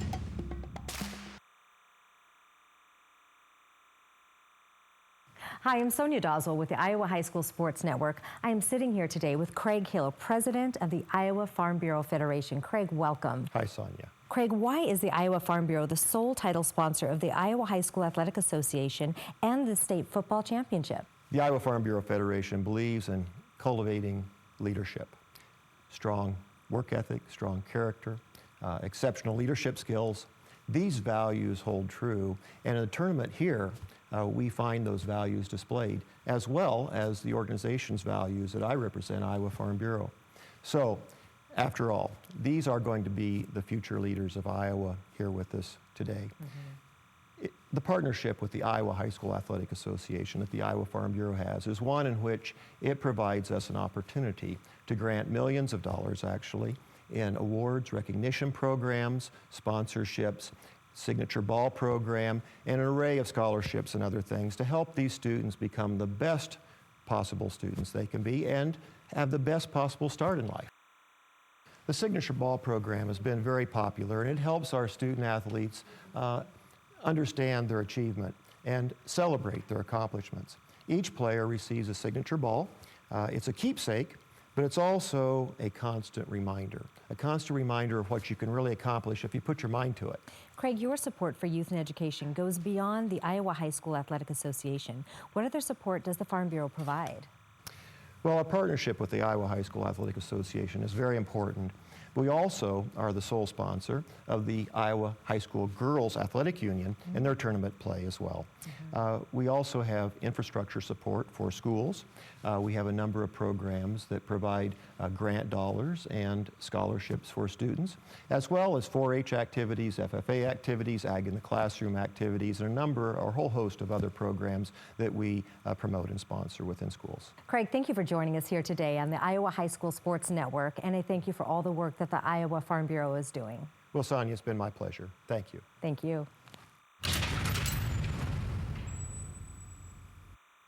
When it comes to school activities, lessons learned in sportsmanship, teamwork, and commitment are valuable now and later in life. Studies show that students who participate in high school sports tend to have a higher grade point average, better attendance records, lower dropout rates, and fewer discipline problems. They learn to become responsible citizens. Activities instill strong work habits, leadership, and life skills. It's more than a game.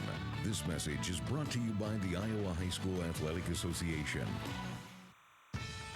Now it's time for This Week in Bad Stats. Bad stats? Horrible stats. Here goes. 132. That's how many batters struck out 4 times in one game last season. Wow, very good. Here's a tough one, though. 3 and 4. No idea. That's how many kids witness bullying. 3 out of 4. That's not a good stat. No, it's not, but it can change. Kids want to help, but they don't know how. Visit stopbullying.gov and give them the tools they need to help prevent bullying. There are plenty of safe ways kids can help at stopbullying.gov. Relive all the exciting action from this year's Iowa High School State Semifinals and Finals. Order your DVD today. Just go to IHSSNDVDsales.com and select the game of your choice. Plus, be sure to see our library of other great Iowa High School Championship action. Unforgettable memories that last forever. Don't wait. Order yours today at IHSSNDVDsales.com. Nice.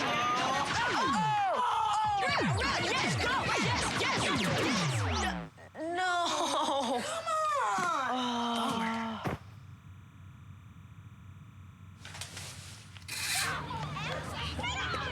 Oops. Yeah, sure. Let's go. Let's go. Moms everywhere are finding ways to keep kids active and healthy. Works every time. Get ideas, get involved, get going at letsmove.gov.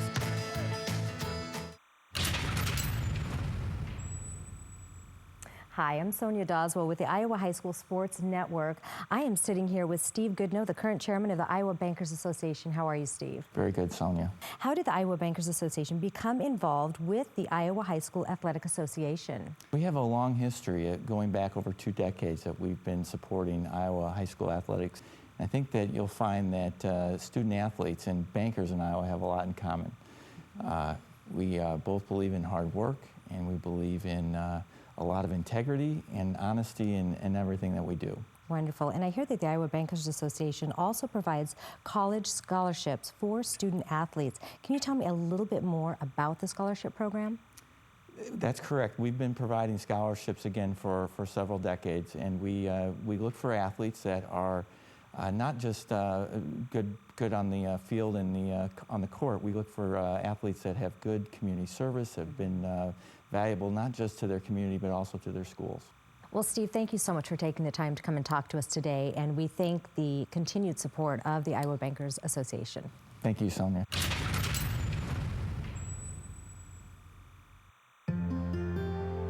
At Iowa Banks, we work with you to make your dreams possible. Whether your dream is an education, a new home, a growing business, or a comfortable retirement, you can count on Iowa Bankers to help you reach your financial goals.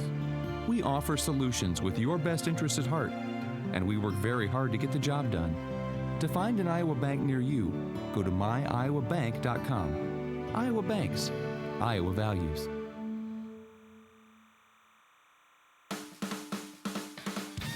State Championship football on the Iowa High School Sports Network is being brought to you by the Iowa Bankers Association. Iowa Banks, Iowa values. Mid-American Energy, obsessively, relentlessly at your service. And Monsanto, we're committed to developing innovative, higher-yielding products for farmers. As we bring you back here to the halftime show on the Fairway High School Championship Network, we're about 5 minutes away from our second half getting together, and we also want to talk a little bit about what happened. Actually, we'll mention the fact that we are tied at 7-7, and the keys of the game coming up here for this football game, brought to you by Wellmark. And for Wapsie Valley, again, it was about making big plays.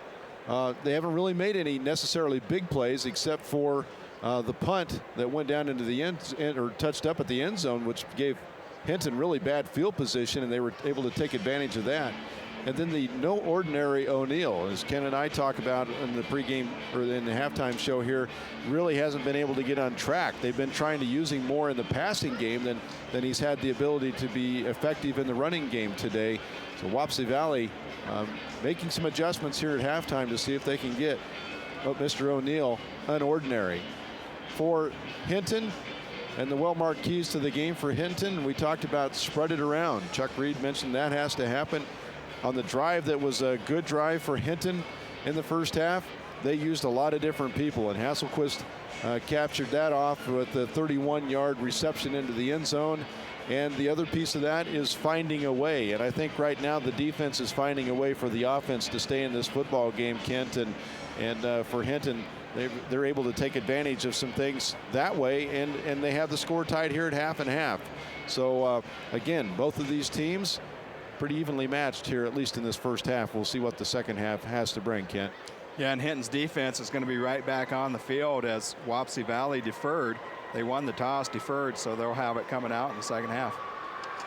All right, so both of these teams, one of the teams anyway, Wapsie Valley is coming out. And Mid-American, don't forget, at the end of the championship series, Mid-American Energy is giving away a tournament MVP award. This award will go out to one of the 6 Casey game MVP finalists, and it'll be given out at the 6th football game, the very last football game here in championship series. That'll be the 7 o'clock game here on Friday night as we present the Mid-American MVP award here at the Unidome. So a lot of great action left here. As we mentioned earlier today, an 8-man championship competition. It was Marcus Meriden Cleghorn and Tanner Utesh putting it on Don Bosco today. 51-16 was the final. We're tied up 7-7 here between Wapsie Valley and Hinton. At 7 o'clock tonight on the Fairway Championship Network, we will have the Class 3A championship football game between Bishop Heelan and Decorah. Bishop Heelan with the victory last week against Grinnell. The final of that football game was 42-14, and Decorah against Williamsburg with the victory 48-7 in that game, where Decorah pretty much dominated from beginning to end. And Ken, as we talk about the next game coming up, the contrast of offenses and the contrast of the defense quite different in these two football teams, but both effective. Well, you're absolutely right. Decorah is going to come at you with the rushing. You know, Josie Jewell and I think it's Johansson, both over 1,000 yards. And then Bishop Healing's going to do it through the air. Solsma just had a great game last week, and a little bit different styles, but both these teams can score points, and they both have good defenses. Well, and fans, don't forget, too, at the end of this football game, we'll have the Casey's MVP Player of the Game Award, which in the last game, Tanner Utash was the winner of the 8-player game award from Casey's, as we appreciate their sponsorship for the MVP Player of the Game Award, and we'll honor that here towards the end of this football game. There could be a lot of things that happen between now and then to determine who the MVP of this football game is going to be, and there's a lot of action coming up, so you'll want to stick around for that. The other side of things is we're waiting for Hinton's football team to come back out on the field. We're 30 seconds away from the end of the halftime break. However, once they come back out on the field, we'll put 3 minutes back up on the board, and we'll have another countdown to get the second half underway. So let's take a break here on the Fairway Foods High School Championship Network. Again, we're at halftime. Hinton just making their way on the field. We'll take a break, and we'll be back with more right after these messages. At Wellmark, we believe the promises we make are no different than the promises you make in your life.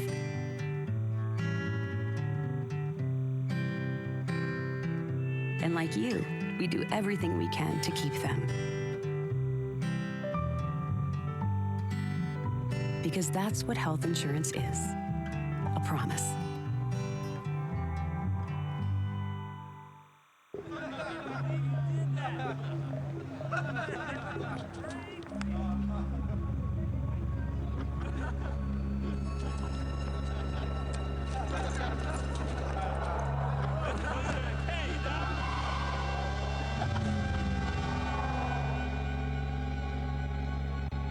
They'll see you before you see them.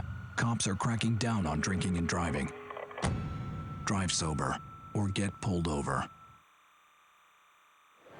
And we welcome you back here to the Unidome in Cedar Falls. Alan DeVold along with Kent Larson as Hinton makes their way back out on the field. They'll have a couple, 3 minutes to get warmed up and ready for the kickoff here in the second half. I know one team deferred and the other team received the football. Who gets the football back to start the third quarter? Yeah, Wapsie Valley will have it to start the third quarter. They deferred and they won the toss. So when we get things back underway, Mitchell Babers, the quarterback, and Bachman and O'Neill, let's see if they can change some things and see if they can get that offense started. And as you talked about, Kent, here up to the halftime break, under 125 yards for that Wapsie Valley offense. They've not been able to get anything really untracked in this game. No, they really haven't. And we talked about O'Neill rushing the football, and over 2,000 yards coming in. He's been held to 17. They have used him in the passing game, 3 catches for 62 yards. Fans also remember tomorrow the Fairway Championship Network will be back on the air with games. We start at 11 o'clock in the morning with Class 1A. At 2 o'clock, the 2A game, or 2:06, the 2A game will start. And then at 7 o'clock, or 7:06, tomorrow night, we'll have the 4A championship football game coming your way here on the Fairway Championship Network. And I guess put a little plug in for the Iowa High School Sports Network, that if you go to IHSSN.com, you have an opportunity to watch the football games presented by Mid-American Energy. Also, Pizza Ranch is providing audio. If you want to just listen to the football game, you're welcome to do that as well. Pizza Ranch sponsoring that and giving you an opportunity to listen to the football games for free. Another new little piece and twist that's been added to the Iowa High School Sports Network website, or IHSSN.com, is ESPN3. And you can also watch the football game on ESPN3. It's a web link. And go to ESPN3.com and you should be able to click on and watch the football game there as well. So all kinds of opportunities for you to watch the game, listen to the game, watch it on TV. Got it all for you here on the Iowa High School Sports Network, and we really appreciate the opportunity to bring you all the vignettes here today to get this game to your home. A lot of good storylines on the games tomorrow. You've got Regina, 41-game winning streak. And then we've got a couple of Division I athletes in the next 2 games. Ertz, the quarterback from Mediapolis, I think is being recruited by K-State. And then Lanning, the quarterback from Ankeny, being recruited by Iowa State. So should be 3 very good games tomorrow.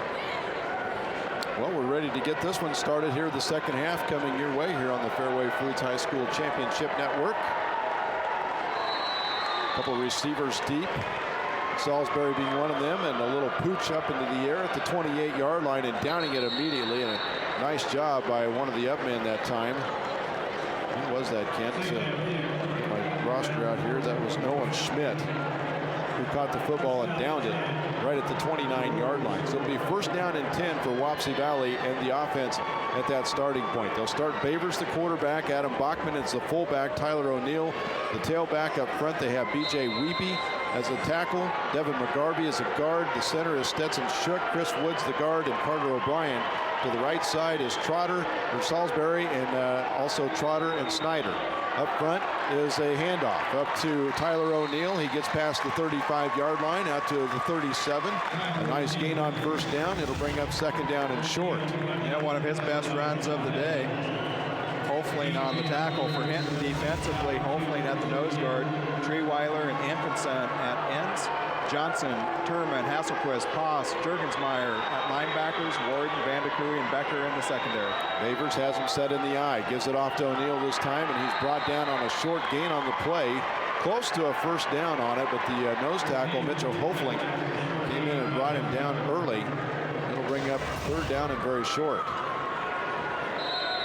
Yeah, good job by Hofling fighting off the block, and one-on-one was able to make the tackle. Bring in the sticks from the sideline to do the measurement. Again, very, very close. 11:27 to go here in the third quarter of play. Wapsie Valley and Hinton all tied up at 7 apiece. Here's the stretch of the chains, and as you see on the monitor, it's a first down for Wapsie Valley. They're first here in the second half, and they're fifth in this football game. Yeah, O'Neill may have to come out of the game here pretty soon. He was pointing at his elbow. I think he scraped it up. Has a little blood on it, but the officials haven't seen it yet. So first down and 10 at the 39-yard line. O'Neill with the carry. Stopped at the line of scrimmage. Caught, drug, and taken to the ground. He's going to lose yardage on the play of a yard or two. It'll bring up second down and about 12 to go. Yeah, that was Jake Hasselquist that came in and was able to make that stop. Good strength by Hasselquist. Hofling as well, the nose tackle, taking on blockers up front that allowed those linebackers to get through there and to make that play. In Wapsie Valley checking their wristbands. That's unusual. You see a lot of skill positions wear them, but I've never seen offensive linemen wear them. Bavers takes the snap, hands it off to O'Neill. O'Neill trying to find some running room. And is tackled after a short gain on the play. It'll bring up third down and about 9 to go. And again, the nose tackle, Mr. Mitchell Hofling, having a pretty good day in there. Yeah, he's having a good start to this third quarter. Mitchell goes at 6'2", 254 pounds. He's a junior on this team. That was a nice run by O'Neill. There wasn't much there. Kind of created and made those 4 yards. Big play for Hinton defense. Vandercree, the safety for Hinton, looks over at his fans and says, let's get going. And they're over there on their feet on this big third down and 8. Blitz on. Back to pass is Bavers. Wants to go down the middle of the field to Salisbury, and it's knocked away by Vandercree. A nice defensive play by Jason. And the ball kind of hung up right at the very end. It would have been thrown a little bit deeper. Salisbury might have got there. Actually, Vandercree, he's had a couple nice plays in the secondary. Salisbury a little disappointed on that play that he couldn't come up with it. He will go back to punt. Standing at the 29-yard line, Vanderkooy stands at his 26 to receive. Here's the snap. Salisbury with time. He doesn't get it to turn over quite this time, and Vanderkooy with a fair catch at the 27-yard line. So it'll be first down and 10 for Hinton. Again, Casey's offering the MVP Player of the Game award. That will be offered at the end of this football game, chosen by Kent and I and the group back in the truck of this football game. All 6 football games, there will be a Player of the Game award provided by Casey's General Store. Those are nice looking blacks. Aren't they though? Nice looking pizza too. I'm kind of hungry. I like Casey's pizza. I as well. Back to pass is Wenzel. Swings it out to the right side. It's tipped at the line of scrimmage. Nice defensive play up front. Yeah, that was Chris Woods that was able to get a hand up and knock it down. Chris Woods has had a nice game as well on the defense today. That time he knocks the ball down. He's got a sack in this football game too. Second down and 10. The ball placed at the 27-yard line. 9:43 to go here in the third quarter of play. We're all tied up at 7. Hinton with the football. Bunch formation once again for Morgan Wenzel's group. In motion, and now an inside, no, a fake inside, and with the football is Wenzel. He's trying to set up a screen play, and caught from the backside and drugged down. Nice defense that time from Wapsie Valley. That was Jason Snyder that was able to knock him down, but once again, good coverage downfield. There just wasn't anybody for Wenzel to throw the football to. He had 3 different receivers. He checked them all out, and once again, smart decision, not trying to force the football. Snyder just getting a hold of that back heel and tripping him up. Wenzel goes down, and it's third down and long now. 3rd and 18 with the ball at the 18-yard line. Trips left this time, single receiver to the right. That's Vanderkooy. In the shotgun, Wenzel fires it over the middle and almost intercepted. It was intended for Cole Johnston, but good position that time was the defense from Wapsie Valley. Yeah, there was Adam Bachman that got in there and knocked it away, and Stone Kane was right there too. I think Bachman kind of knocked it away from Kane. Looked like the pass maybe was tipped at the line of scrimmage, so it'll bring up 4th down now, and Hinton will punt. Wapsie Valley standing back close to their 45-yard line. Juergensmeyer will take the snap, and the punt is away. Lands at the 49-yard line and rolls across midfield and will be down at the 44-yard line. So Wapsie Valley will have good field position. We'll take a break here on the Fairway Foods High School Championship Network. 7-7 is your score. We're back after these messages.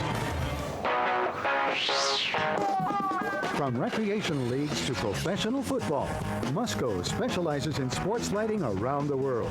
Musco's light structured green cuts operating costs in half with less energy, cuts wasted spill light by half, provides guaranteed constant light levels, and includes a 25-year warranty. For your budget, for the environment. Musco Lighting. We make it happen.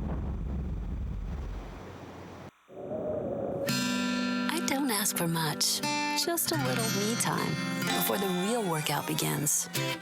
Game on.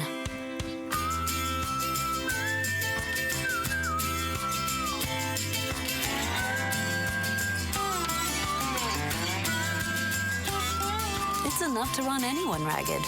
That's why I shop at Scheels, so I can do it all again tomorrow in style. And we welcome you back here to the Fairway Foods High School Championship Network. Alan DeBold along with Kent Larson, first down and 10 at the 44-yard line for Wapsie Valley. Back to pass, and a pass over to the far sideline. That's Derek Trotter with the reception. Gains about 6 yards on that first down play. That was a good tackle out there by Johnston and Becker. You know, it's kind of similar to the first half. Hinton gets the ball back in their own territory. Wapsie Valley gets it at midfield. You know, Hinton's defense was able to hold him the first half. I don't know how much longer they're going to be able to hold him with this field position that Wapsie Valley's getting. 2nd down and 4 now. The ball right at the midfield mark. Bavers under center this time. Hands it off to O'Neal. Big running room up the middle, down to the 30, 25, 20. He's on his way into the end zone. Touchdown. There's Tyler O'Neal. 50 yards. We talked about this Wapsie Valley offense, 50 points a game, leads Class A in scoring. You knew they were going to break one sooner or later, and there it was by O'Neal. Just a straight hand up the middle. Missed tackle.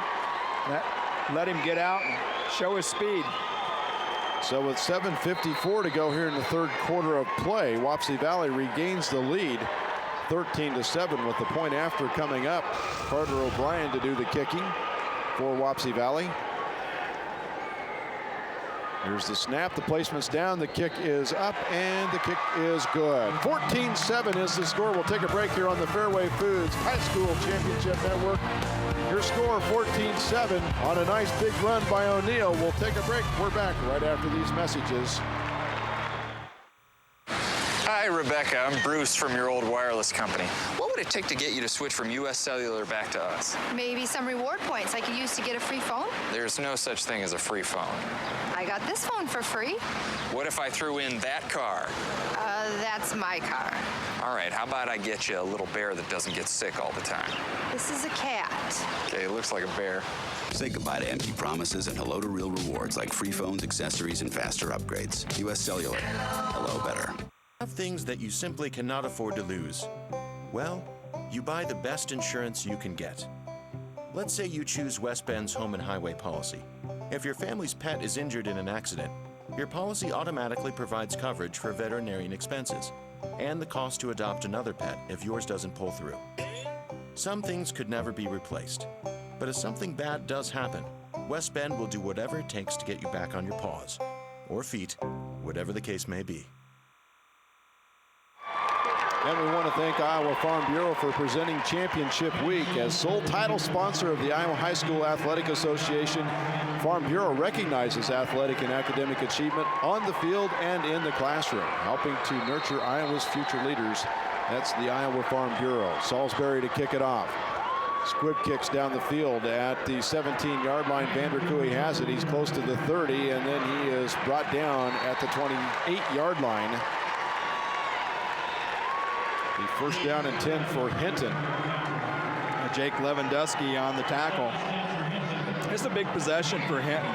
You know, they were down early in this game, managed to come back and tie it up, but all the momentum on Wapsie Valley's side right now. They need to get at least a couple 1st downs and kind of flip the field position.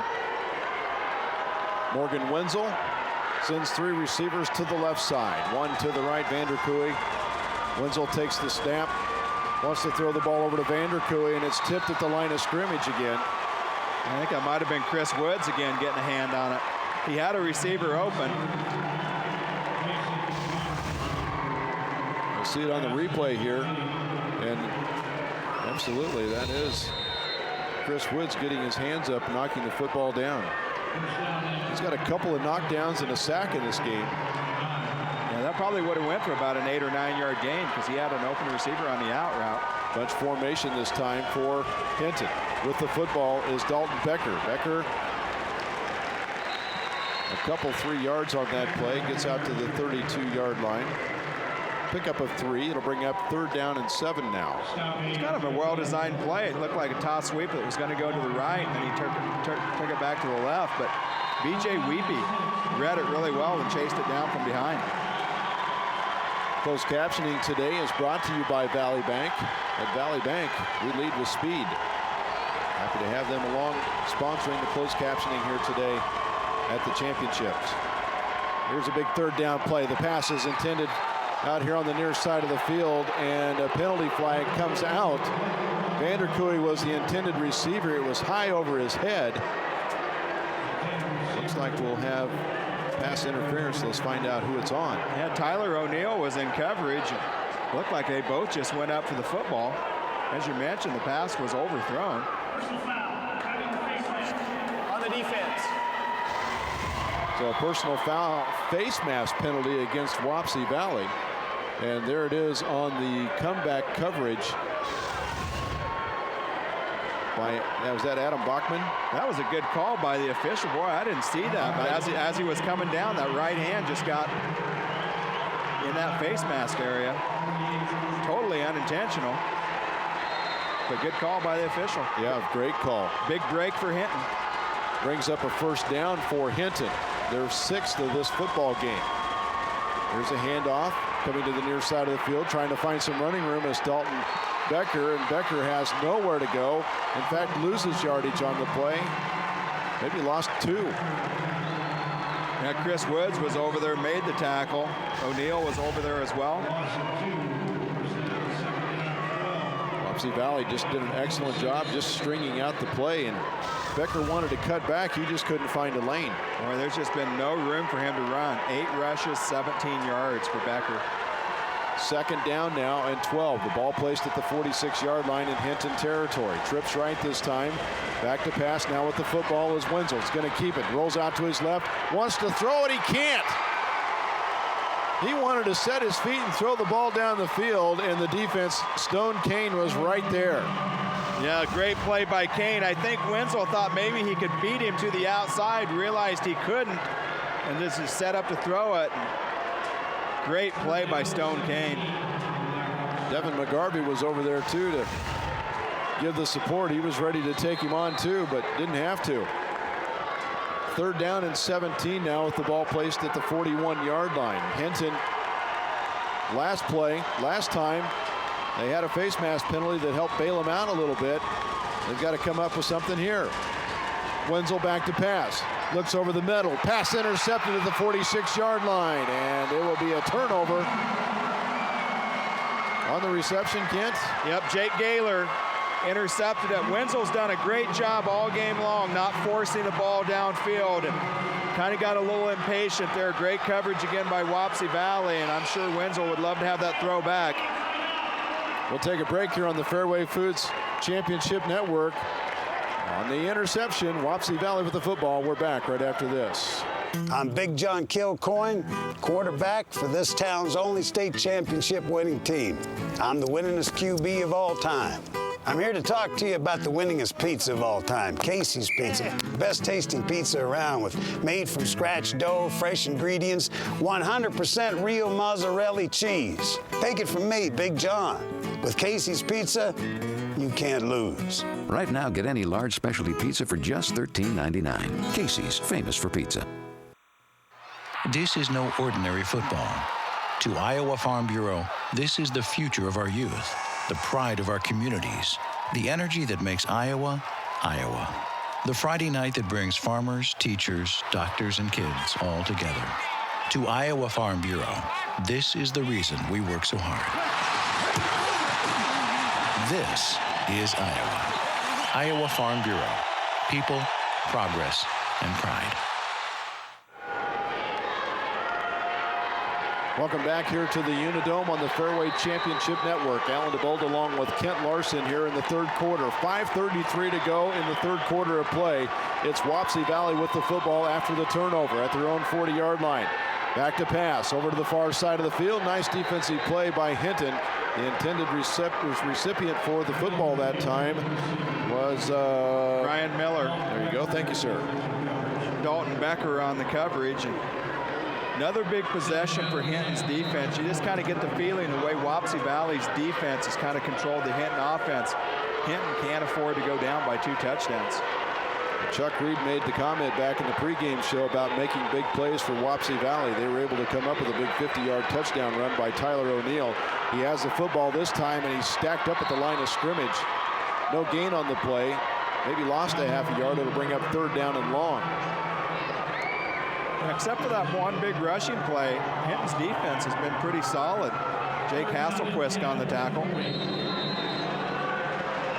Ken, I'm watching down on the field, and I love the sportsmanship offered that time. O'Neill gets knocked down, calling pause from Hinton. Right there to help pick him up and get him back up and ready for play. Third down and long. 2 receivers to the right, 1 to the left. Favors rolls out, looking, and he's trying to make a pass complete to his tight end. But to no avail, and it'll bring up 4th down. Yeah, Marcus Truman was chasing him, kind of flushed him out of the pocket. wasn't able to set his feet really well to make that throw. Tyler Stoner was the intended receiver for that pass. So 4th down, and Hinton's defense makes a stand. 4:49 to go here in the 3rd quarter of play. Salisbury stands back at his own 48-yard line. He's had one great punt today that landed at the 6-inch line where it was downed. That helped set up the first score based on the defense being able to get a stop. This one fielded at the 11-yard line. Vanderkooy with the football. He is brought down at the 14, tackled by the back of the shirt, and spun around. Hinton will take over 1st down and 10 at their own 14-yard line. Yeah, Lewandowski on the tackle, and you mentioned the punting of Salisbury. He's done a great job of pinning Hinton's offense back inside their 20. You've got a chance to see how many times have they had really poor field position or less than the 20-yard line. Multiple for sure. 1st down and 10 at the 14. Wenzel takes the snap. Looks to pass, keeps it on a draw up the middle. He's able to get a couple 3 yards on that 1st down play. It'll bring up 2nd down and about 7 to go. And Jason Snyder was able to catch him from the backside, hold that to a 3-yard gain. Just the speed of a lot of these kids that we've seen. You know, you see a hole and you think they're going to get 7, 8 yards. And 2 receivers left, 2 to the right this time. Wenzel flushed out of the pocket, or rolls out of the pocket, and actually they're going to give a completion, I believe, on the catch, and say the ball came out when it hit the ground. Question is did Hasselquist actually have the football in possession to begin with? Yeah, I think he did. He just dropped it when he went down. He was trying to stretch the ball out. He thought he was close to the 1st down marker, was just making sure he had that 1st down, and ball came out when he hit it. So actually, looking at the replay, I thought it was a great play. Yeah, it was a really good play by Hasselquist. Very aware of where he needed to be. Running to the right this time is Wenzel. He throws a little out pattern over here on the near sideline to Vanderkooy. He throws out a stiff arm and is tackled by O'Neal at the 35-yard line. A nice gain on that 1st down play. They'll bring up 2nd down and short, the 35-yard line. Yeah, they're trying rolling Wenzel out a little bit, trying to get him away from Woods, who's been deflecting all those passes. Stretch the offense some here. Twins left and twins right this time for Wenzel. Gets the snap, rolls to his left, throws it down the field, has a man, and in and out of his hands, Dalton Becker. Becker had an opportunity for the football, just couldn't gather it in. Now Ryan Miller on the coverage. That was a great throw by Wenzel.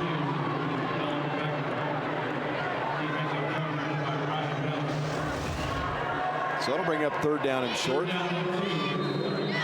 kind of the nice part about that play. If you get it, great things, but if you don't, it's still 3rd down and short for Hinton, and an opportunity to get the 1st down here. Well, this isn't a gimme, though, the way they've been rushing the football. Wenzel in the shotgun. Takes the snap on the draw. It was being looked for. I'm not sure he's got the 1st down. He's close. It looks like the way the referees are coming across that he will have a 1st down. Yeah, by about a half yard, maybe. Chris Woods on the tackle. Just followed Dalton Becker through the hole if he could. Wenzel gets the 1st down only by an eyelash, but it is a 1st down and 10. Chris Woods, how many times have we called his name today? He's had a great game at that left defensive end position. 3 minutes left here in the 3rd quarter of play. 14-7 the score. Wapsie Valley with the lead. There's a swing pass on the far sideline. With it is Dalton Becker with some running room down to the 45-yard line, 35, and tripped up at the 25-yard line before he's knocked down.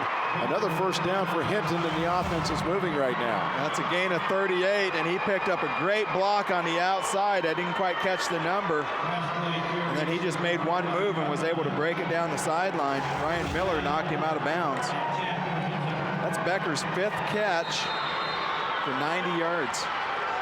Having a nice day. Trips to the right this time, single receiver to the left for Wenzel. takes the snap, back to pass, has time, now feels the pressure, steps up into the pocket, and he's tackled down at the 24-yard line. Maybe gets a yard on that play. It'll bring up 2nd and 9. Once again, another smart play by Wenzel. No receiver open, so instead of forcing it, he just tucks it under and takes the no gain. Jason Snyder on the tackle. Wenzel looks at his bench, comes back in with the play. Again, co-coaches Bruce Held and Steve Deidecker trying to push this Hinton team down the field if they can. Twins left, twins right this time for Wenzel. In the shotgun, takes the snap, swings it over to the right side. Becker with the football, and he is tackled immediately at the 24-yard line. Maybe a yard on the play. It'll bring up 3rd down and long for Hinton. That was a good tackle by Adam Bachman. You know what this may do with all these little short passes is kind of get that Wapsie Valley defense up a little bit. Might open up something down the field because there really hasn't been anything down the field for them. Both teams with 3 timeouts remaining in this football game. Twins left, twins right. Actually, yep, there we go. Wenzel back to pass. Fakes the pass to the near side, throws it over the top, and a penalty flag comes out. Pass interference looks to be the call. Will go against Ryan Miller, who got there just a little bit early. And there it was, because the Wapsie Valley defense, especially the back safety, started creeping up, and they ran the double move. They faked that short route to Hasselquist and then threw it long. It was actually a good penalty by Wapsie Valley because Hasselquist would have had a touchdown. Yeah, he was right in there, and it almost had his hands wrapped around it anyway. Here comes the call. So half the distance on the penalty, as you see in the instant replay right there. Yeah, that was Ryan Miller on the coverage. He knew he was beat. That was a smart play. Sometimes it's okay to get a penalty. It saved him a touchdown. A little bit on the face guarding that time. Here's a pass to the near side of the field. Vanderkooy with the football, and he's tackled down at the 11-yard line. Gets about 4 yards on that first down play. It'll bring up 2nd down and a long 5 to go. 29 passes now for Hinton compared to 21 rushes. The rushing game just hasn't been there. 22 carries, 21 yards. We're under a minute. Becker, Hasselquist split out to the left side. Vanderkooy and Johnston to the right. Inside handoff goes to the fullback, Colin Paz. And Paz takes it down to the 9. It'll bring up 3rd and about 4. I think Woods was in there on the tackle again.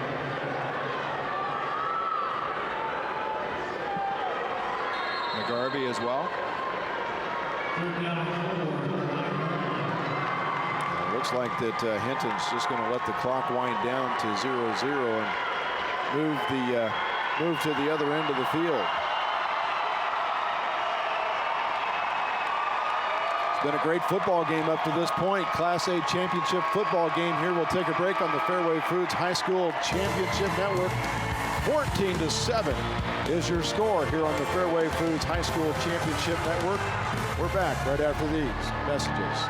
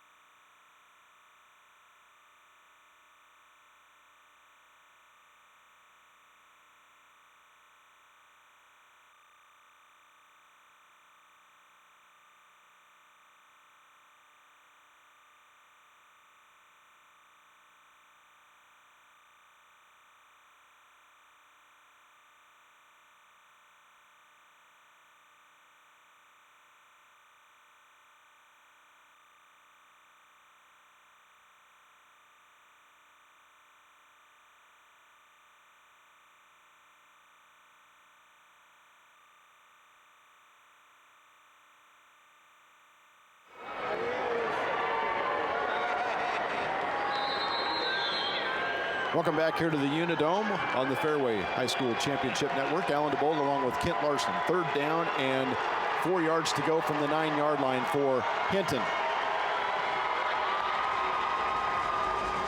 Wenzel with the ball, takes it down close to the 6 before he's brought down. He's going to be shy of the first down of about a yard.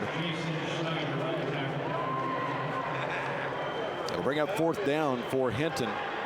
And Snyder in on the tackle. 3rd quarter numbers for Hinton: 23 rushes, 25 yards, 14 out of 30 passing for 165.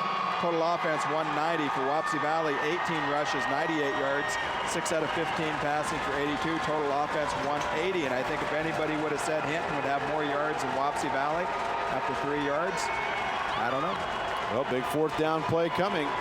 Here's Wenzel, takes a snap, drops back to pass, rolls to his right, looks and looks, now throws it over the middle into the end zone, touchdown! Vanderkooy, I believe, on the catch. Jason Vanderkooy from 6 yards out gets Hinton within 1 point. Nice rollout that time by Wenzel, buying some time, and he found Vanderkooy in the end zone, who, as we talked about before, Kent, seems to be a smart player in knowing where his quarterback is and what the surroundings are. Yeah, right in front of Tyler O'Neill. Big extra point. See if Hinton can tie it. So the PAT coming up, and that kick is up, and it is good. 11:14 to go here on the Fairway Foods Championship Network. We'll take a break here on the Fairway Foods Championship Network. We're back right after these messages.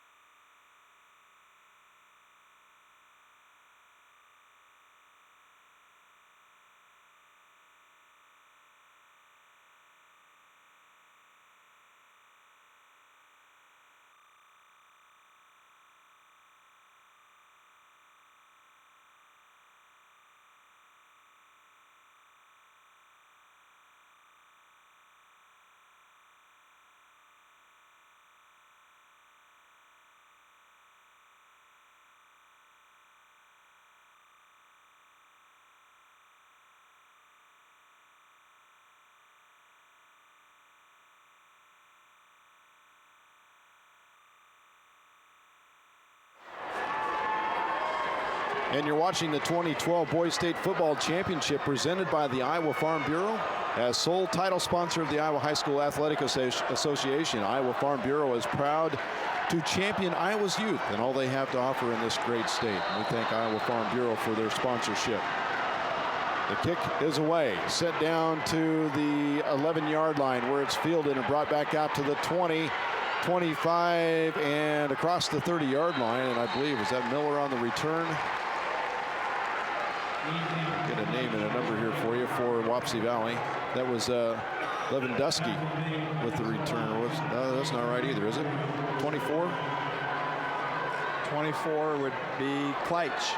Okay, thank you. How about these Blackhawks from Hinton? 6-3 in the regular season. They go on the road, beat Newman Catholic, go on the road, beat West Lyon, go on the road, beat Akron Westfield, win a great semifinal game against Logan Magnolia, and they're 11 minutes away, tie ball game from the state championship. Bavers with an inside handoff with some running room, and the football out to past the 45-yard line is Kenny Salisbury. Last week we saw him on an end around take it to the house. This time he takes it back up the middle and gets nice yardage on the play past the 45-yard line. Well, that was a good read by Salisbury because they thought he was going to go outside, and he just cut it back up inside. And, yeah, we thought they might try to get him some touches because very electric ball player, good speed. So 10:50 and counting here in the fourth quarter of play. Bavers and the gang checking their wristbands. And here we go. Back to pass is Bavers. Swings it over the middle. That pass almost intercepted. Yeah, trying to hit Salisbury. Boy, that was a good defensive play. Juergensmeyer. He just jumped the route. Stepped right in front of the play. And it'll bring up 2nd down and 10 now at the 47-yard line. This Hinton defense, you can't say enough about how well they've played today. It's just been a great game all the way around. Oh, it really has been. Blitz is on. Inside handoff to O'Neal. Has some blocking out in front of him. Gets across the 50-yard line down to about the 47. They'll pick up close to 6 to 7 yards on that 2nd down play. It'll bring up 3rd down and about 4. They had old Carter O'Brien out in front of him. It looked like that might gain a little bit more, but we've got a player of the game to award a plaque to here in a minute. Kent, I don't know who it would be right now. Yeah, I think the jury's still out on that one. 2 receivers left this time. Inside handoff to Bachman. Bachman fighting for some yards to the 44-yard line. He's going to be shy of a 1st down. It'll bring up 4th down, it appears, for Wapsie Valley. And boy, if they can get a stop here, that would be huge.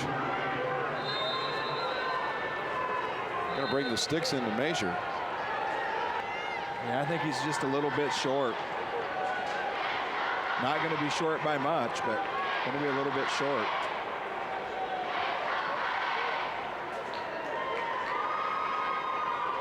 So they'll stretch the sticks out, and he is short. At least a good foot anyway. Now here's the thing you got to be careful about with Hinton. You would expect that they're just going to try to run up the middle, but you want to make sure your secondary guys don't fall asleep, because they may decide to go for it here and try to hit a home run. And the good thing for, I guess, Wapsie Valley, if you will, Kent, is with the measurement gives the coaching staff a little bit of time to think up of what next, right? They're going to send 2 receivers left this time. Bachman and O'Neal in the backfield in the eye. 9:43 to go here in the 4th quarter of play. We're all tied up at 14. And now we've got timeout on the field. And I think Wapsie Valley is going to call timeout. We'll take a break here on the Fairway Foods High School Championship Network. We're all tied up 14-14. A lot of things to be decided yet. We're back right after this messages. At Fairway, we're proud of our Midwestern family values. The same values your family has passed down for generations and for generations to come. We're also proud of the value that we pass on to our customers. At Fairway, you can always count on fresh produce, quality meat, good selection, and friendly service. Your savings matter. Our prices make the difference. We are Fairway. Always fresh, always affordable, always Fairway. At Wellmark, we believe the promises we make are no different than the promises you make in your life.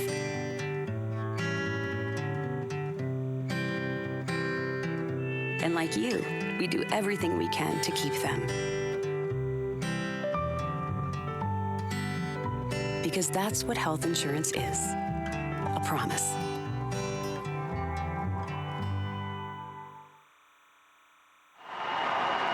And we're back here in the Unidome. Alan DeBold along with Kent Larson. A big 4th down play coming up for Wapsie Valley. They just took time out to talk this over. 4th and a foot at the 45-yard line. Handoff to Bachman. He stood up at the line of scrimmage. I don't know if he's going to have it or not, Kent. I don't think he got it, just based on where the official's coming in. I don't think so. Hasselquist, I think, was in on that tackle. Vandercrew might have been as well. We'll see on the replay as Bachman hits the hole up here, and he gets hit hard by Hasselquist and spun around. And that was the key to the whole thing. After Hasselquist hit him, he turned him back towards the Wapsie Valley side of the field and was able to get him down. It's a turnover on downs. Yeah, Treeweiler was also in there, had a hand on him. Big stop for Hinton's defense. It really was. 1st down and 10 now at the 44-yard line. Man in motion this time for Wenzel. And Wenzel with the football and is taken down in the backfield as he gives it off to Colin Paz. A loss of 3 on that 1st down play, and the Wapsie Valley defense trying to stand up here. Yeah, that was Stone Kane that came in and made the stop. Kane's had a nice ball game as well. The 185-pound junior at the linebacker spot. Twins left and twins right this time for Wenzel. Takes the snap, rolls to his right, and with the completion is Vanderkooi still on his feet and spun across the 50-yard line. A nice gain of 9 yards on that play. They got some of the yards they lost on the first down play. It'll bring up a 3rd down and 4 yards to go. I think that was O'Neal on the coverage and tried to reach in and knock the ball away. Just wasn't able to make the tackle. Hinton's done a good job rolling Wenzel out because they were having difficulty when he was dropping back because he couldn't throw the ball over Woods. And since they started rolling him out, he's been pretty successful. Spreading that offense. And in motion this time is Johnston. And kind of a bad snap back to Wenzel. Just a high snap, and there's penalty flags on the field. We'll get the call here from the officials. Good ball. False start. Offense, 5-yard penalty. Repeat, 3rd down. So a 5-yard penalty marches it back. That's the 5th penalty today I have against Hinton for 30 yards. And the big thing right here, Wenzel's done a very good job of not forcing the ball. He's only done it once. You know, he needs to make sure he makes a smart decision because even if they don't get the 1st down, they should be able to pin Wapsie Valley back around the 20-yard line. Bunch formation this time for Hinton. Fake the handoff. Rolling out to the right. Now stepping up and with the ball down the field. It is complete. Dalton Becker at the 24-yard line comes up with that nice pass reception. That was a great catch. Ryan Miller on the coverage. It's going to go for about 32 yards. Nice play fake too by Wenzel that time as he faked the handoff and kept the football rolled out to his left and made a nice throw down the field. That was huge, folks. Now can Hinton capitalize on it? That's the key. 1st down and 10 at the 24-yard line.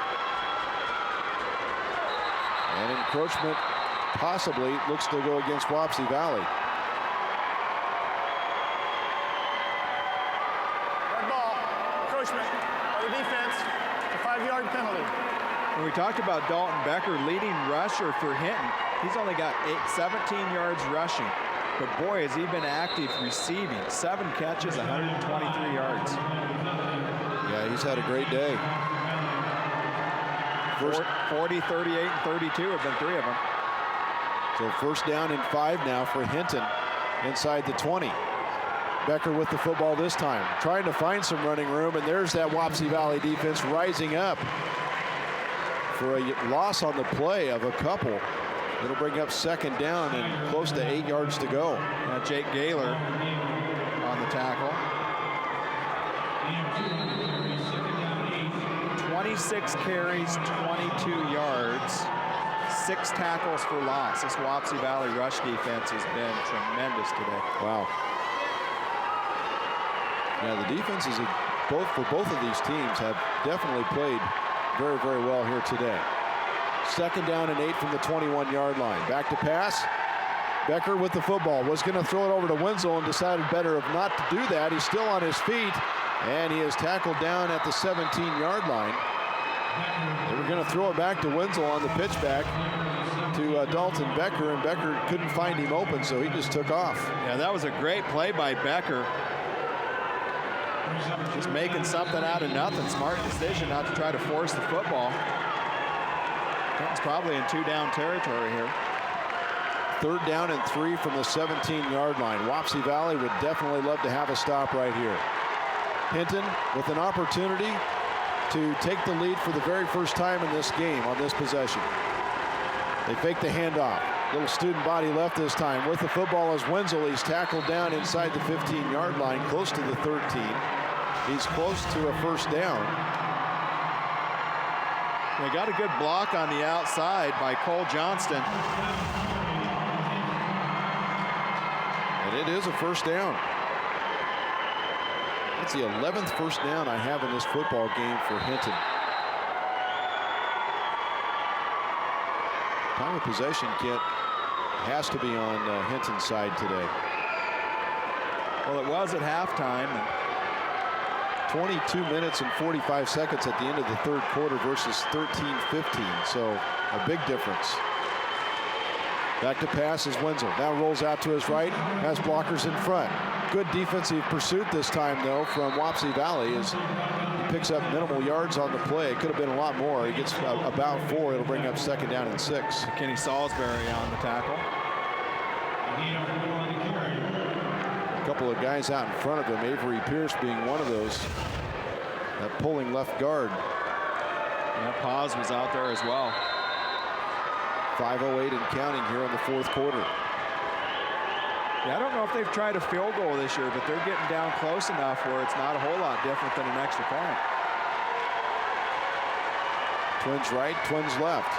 Wenzel takes the snap, back to pass, throws it to the corner of the end zone. Hasselquist up there, and a nice defensive play that time from Wapsie Valley to keep that being denied for Hasselquist, the tight end.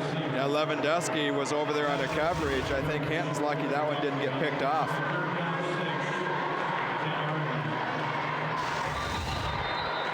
Hasselquist hit the deck hard with his helmet when he landed. And I think Lewandowski just lost sight of the ball a little bit. Otherwise, he was in good shape to make an interception. 3rd down coming, 3rd and 6. The ball at the 10-yard line. 2 receivers right, 2 to the left once again. Little short swing pass over to Dalton Becker, and Becker can't come up with it. So it is a 4th down coming for Hinton. At decision time, it looks like they may try the field goal.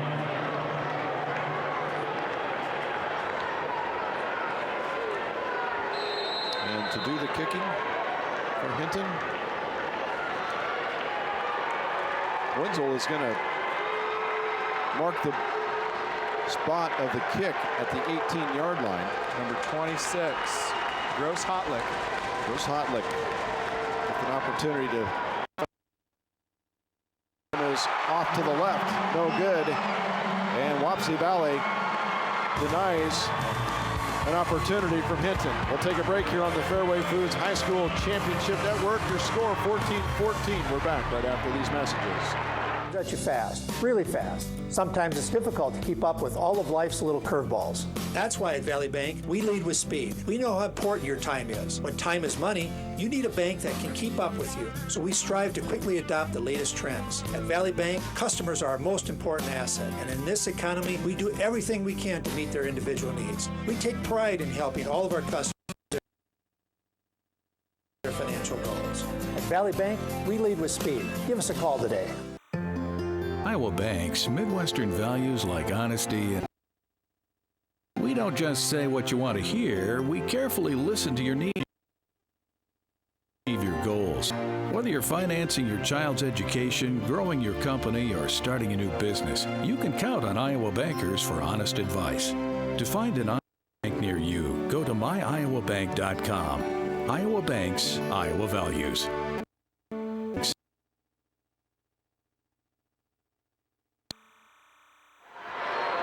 Welcome back here to the Unidome on the Fairway Foods High School Championship Network. Alan DeBold along with Kent Larson. Wapsie Valley with the football. And the handoff straight ahead to O'Neill. He's able to fight through a couple of tackles, and he takes it across the 25-yard line to about the 27. It'll bring up 2nd down and 3 yards to go. And Vandercooey on the tackle, and plenty of time left in this game. For Wapsie Valley, they really don't have to rush anything. They can still run their regular offense. They've got 2 timeouts left and 4 minutes left on the clock. Hinton had an opportunity to take the lead in this game on a missed field goal. Wapsie Valley with the football. O'Neill up the middle, but he met a wall and was driven backwards. No gain on the play. And Mitchell Hofling.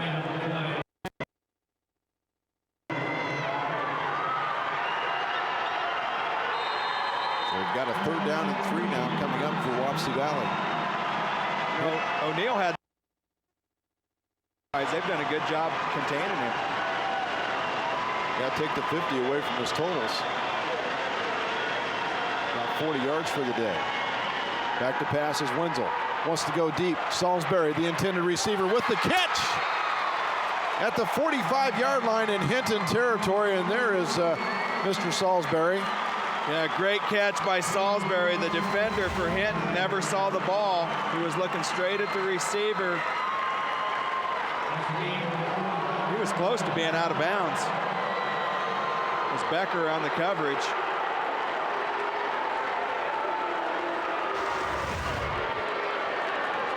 Nonetheless, it's a first down and 10 for Wapsie Valley at the 45-yard line. Two receivers left, one to the right this time for Mitchell Bavers. Here's a swing pass, and this time not holding on to it was Kenny Salisbury. He tried to run with the football before he caught it. Yeah, you're absolutely right there. He's got a little ahead of himself. Trying to make something happen. Admire the effort, just didn't get the result he wanted. Adam Bachman comes out of the game now for Wapsie Valley. He's the fullback. A little different look. Stone Kane into the game now as the fullback.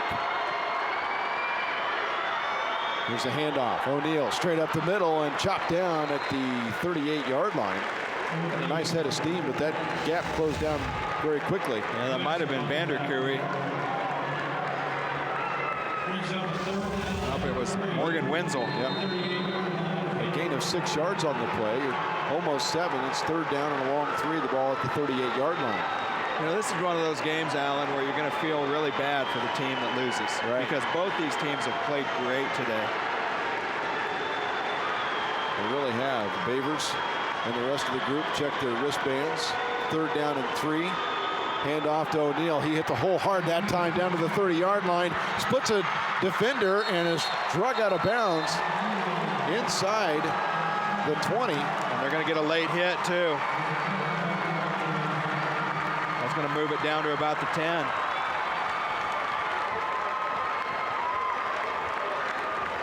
Tyler O'Neal, how quick was he to the hole that time, Kent? Personal foul. Well, he got a nice block from Salisbury downfield, which helped him get down the sideline. Bad break for the Hinton defense. They got over on that sideline, just kind of lost track of where they were, and the defender kind of grabbed him and threw him down. Dead ball, personal foul. They get out of bounds. Half the distance to the goal, first down. Well, after a missed field goal opportunity for Hinton, Wapsie Valley, they got the football back, and they've taken advantage of it. They've moved the ball down the field very effectively here in this drive. Handoff again to O'Neal. Goes off right tackle and is fighting for more yards. And gets close to the 7-yard line before he's brought down.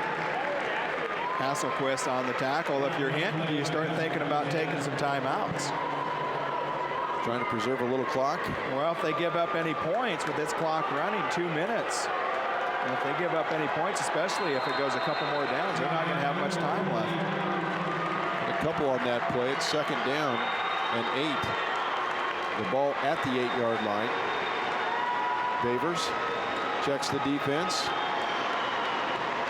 Takes the snap. Hands it off to O'Neal with some running room. Down to the 1-yard line. Nice run for O'Neal that time. Started right, went back left, and close to the end zone.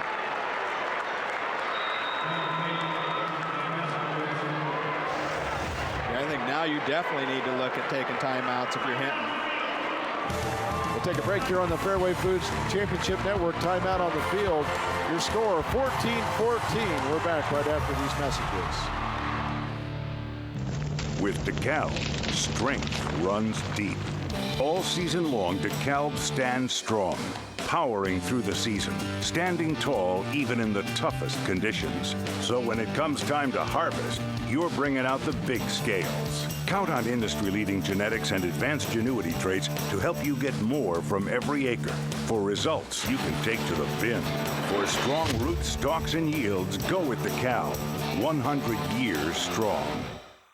Mid-American Energy is putting the power to achieve greater energy efficiency in our hands with free home energy audits, rebates on energy-efficient products and appliances for our homes, Businesses win too through financial incentives and rebates on energy-efficient equipment. Green-saving power is in our hands with Mid-American Energy. We welcome you back here on the Fairway High School Championship Network. Alan DeBolt along with Kent Larson. It's 3rd down and 1. The ball at the 1. Wapsie Valley still can get a first down without scoring a touchdown. How big's O'Neal been on this drive? It's about 40 yards rushing. Of course, she had a big catch by Salisbury. Right. There's an inside handoff to the fullback into the end zone for a touchdown, and with the carry that time was Stone Kane. So Stone Kane, who normally doesn't play in the fullback slot, has come in this series, and he scores the touchdown. Well, if you're Hinton, if you're going to give up the touchdown, better be on that very first play, because they're going to have 1:39 and 2 timeouts left to try to tie it. So 1:39 to go here in the 4th period of play, and Wapsie Valley gains the lead. Ready the point after attempt. That kick is up, and it is good. Carter O'Brien. We'll take a break here on the Fairway Foods High School Championship Network. 21-14 your score. We'll come back with more right after this. At Fairway, we're proud of our Midwestern family values. The same values your family has passed down for generations and for generations to come. We're also proud of the value that we pass on to our customers. At Fairway, you can always count on fresh produce, quality meat, good selection, and friendly service. Your savings matter. Our prices make the difference. We are Fairway. Always fresh, always affordable, always Fairway.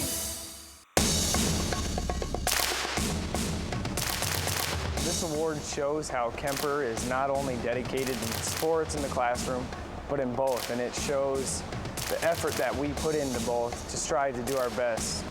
We have great coaches and great teachers who make it easy to succeed in the playing field and in academics. Help your school compete for the Bank Iowa Traveling Challenge Cup and $1,750. Visit IHSSN.com.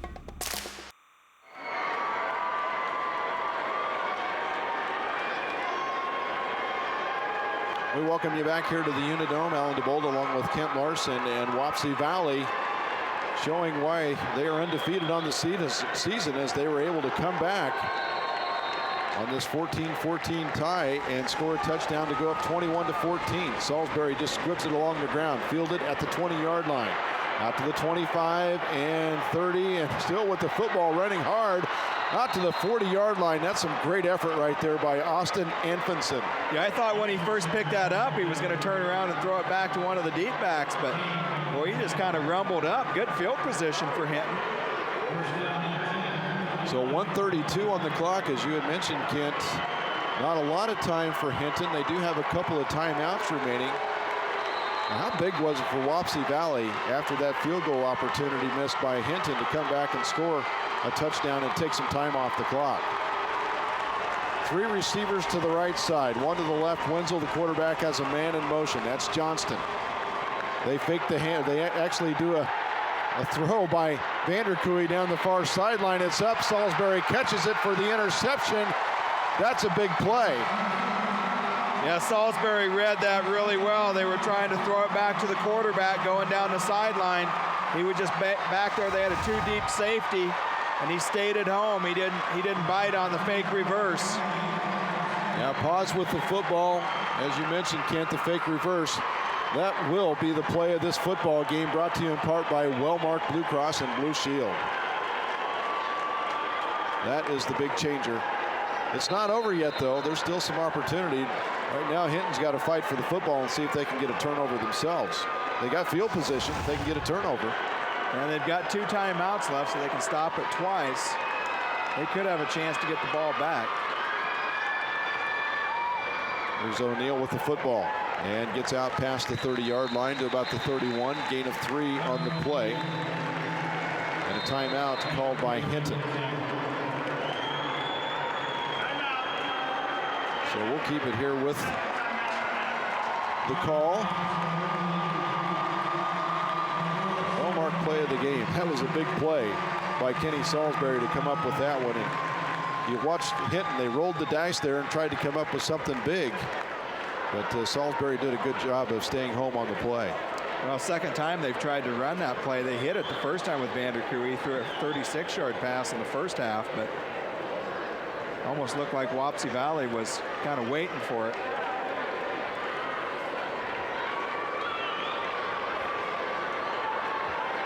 Just a great game today. It really has. Both these communities should be very proud of both their teams.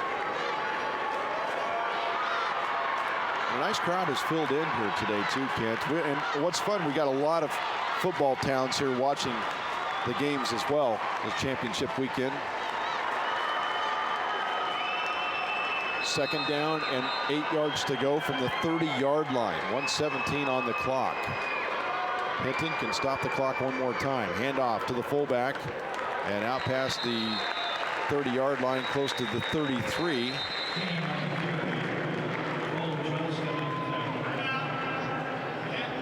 So Casey's MVP award winner of the game.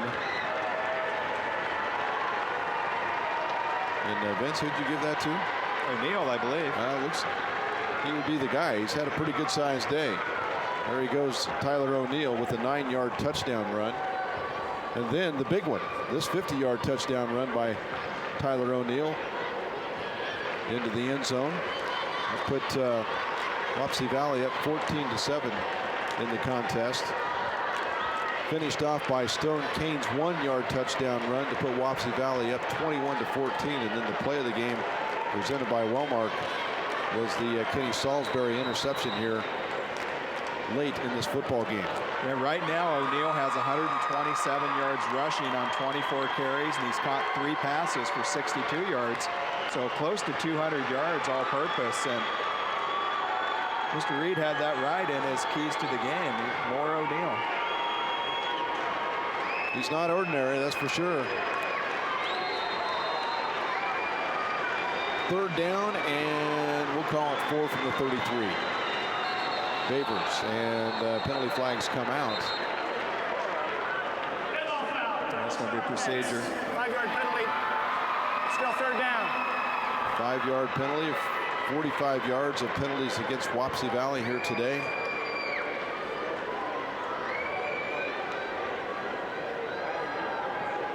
So it'll take the ball back to the 29-yard line. 1:11 to go. Hinton, if they can get a stop here, will get the football back. 2 receivers left in the I formation.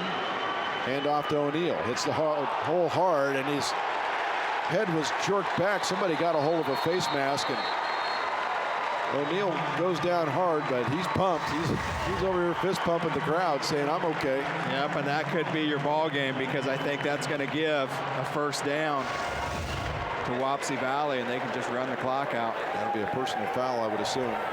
Personal foul, face mask, 15-yard penalty at the end of the run. First down. So it will be a first down for Wapsie Valley. And they look to be the state champions here in Class A, bar a major comeback of any kind by Hinton in this game.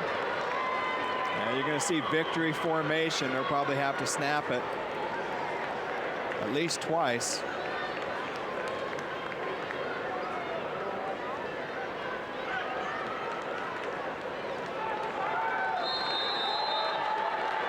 Salisbury, he goes back deep. He's about 15 yards behind the line of scrimmage. Wapsie Valley fans on their feet over here on this side. They know that they are about 45 seconds away from being state champions. And Bavers drops to a knee. They'll have to do it one more time. Coming in from the sideline, this is something maybe to talk about. Zach Kuhlman, who is into the game right now. He's a senior. Looks like he's got a foot issue. He's into the game, and he's got an opportunity to step on the field and say, state championship our way, guys. Congratulations to Wapsie Valley. And yet, you want to say congratulations to Hinton, too. They played an outstanding football game here today, Kent. We'll take a break here on the Fairway Foods High School Championship Network. Your score, the final, 21-14. We'll take a break. This is a local break. We're back right after these messages.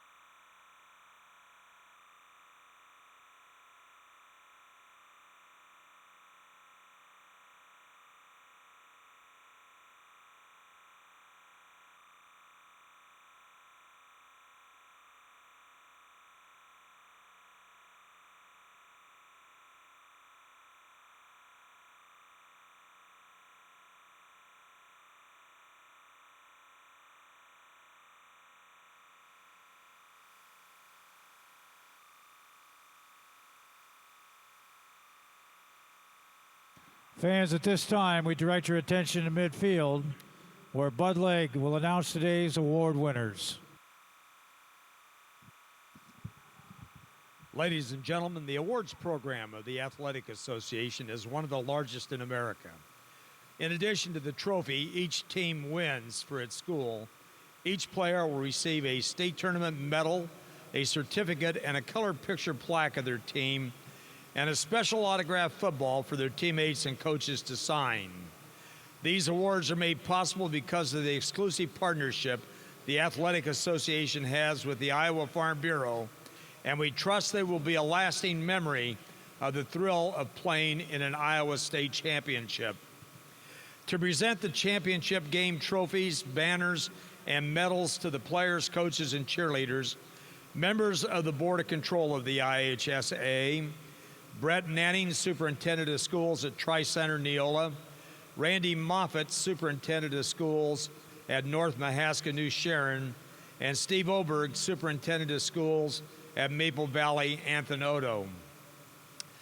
Blackhawks, although you came up a little short today, those who have watched you play, especially the last 3 weeks, will not forget your great effort and your strong playoff run.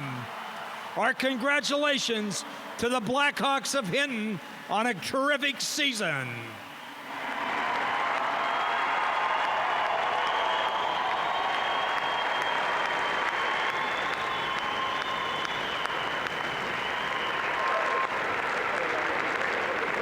Warriors State Football Championship number 5 in a 14-0 championship season. Congratulations.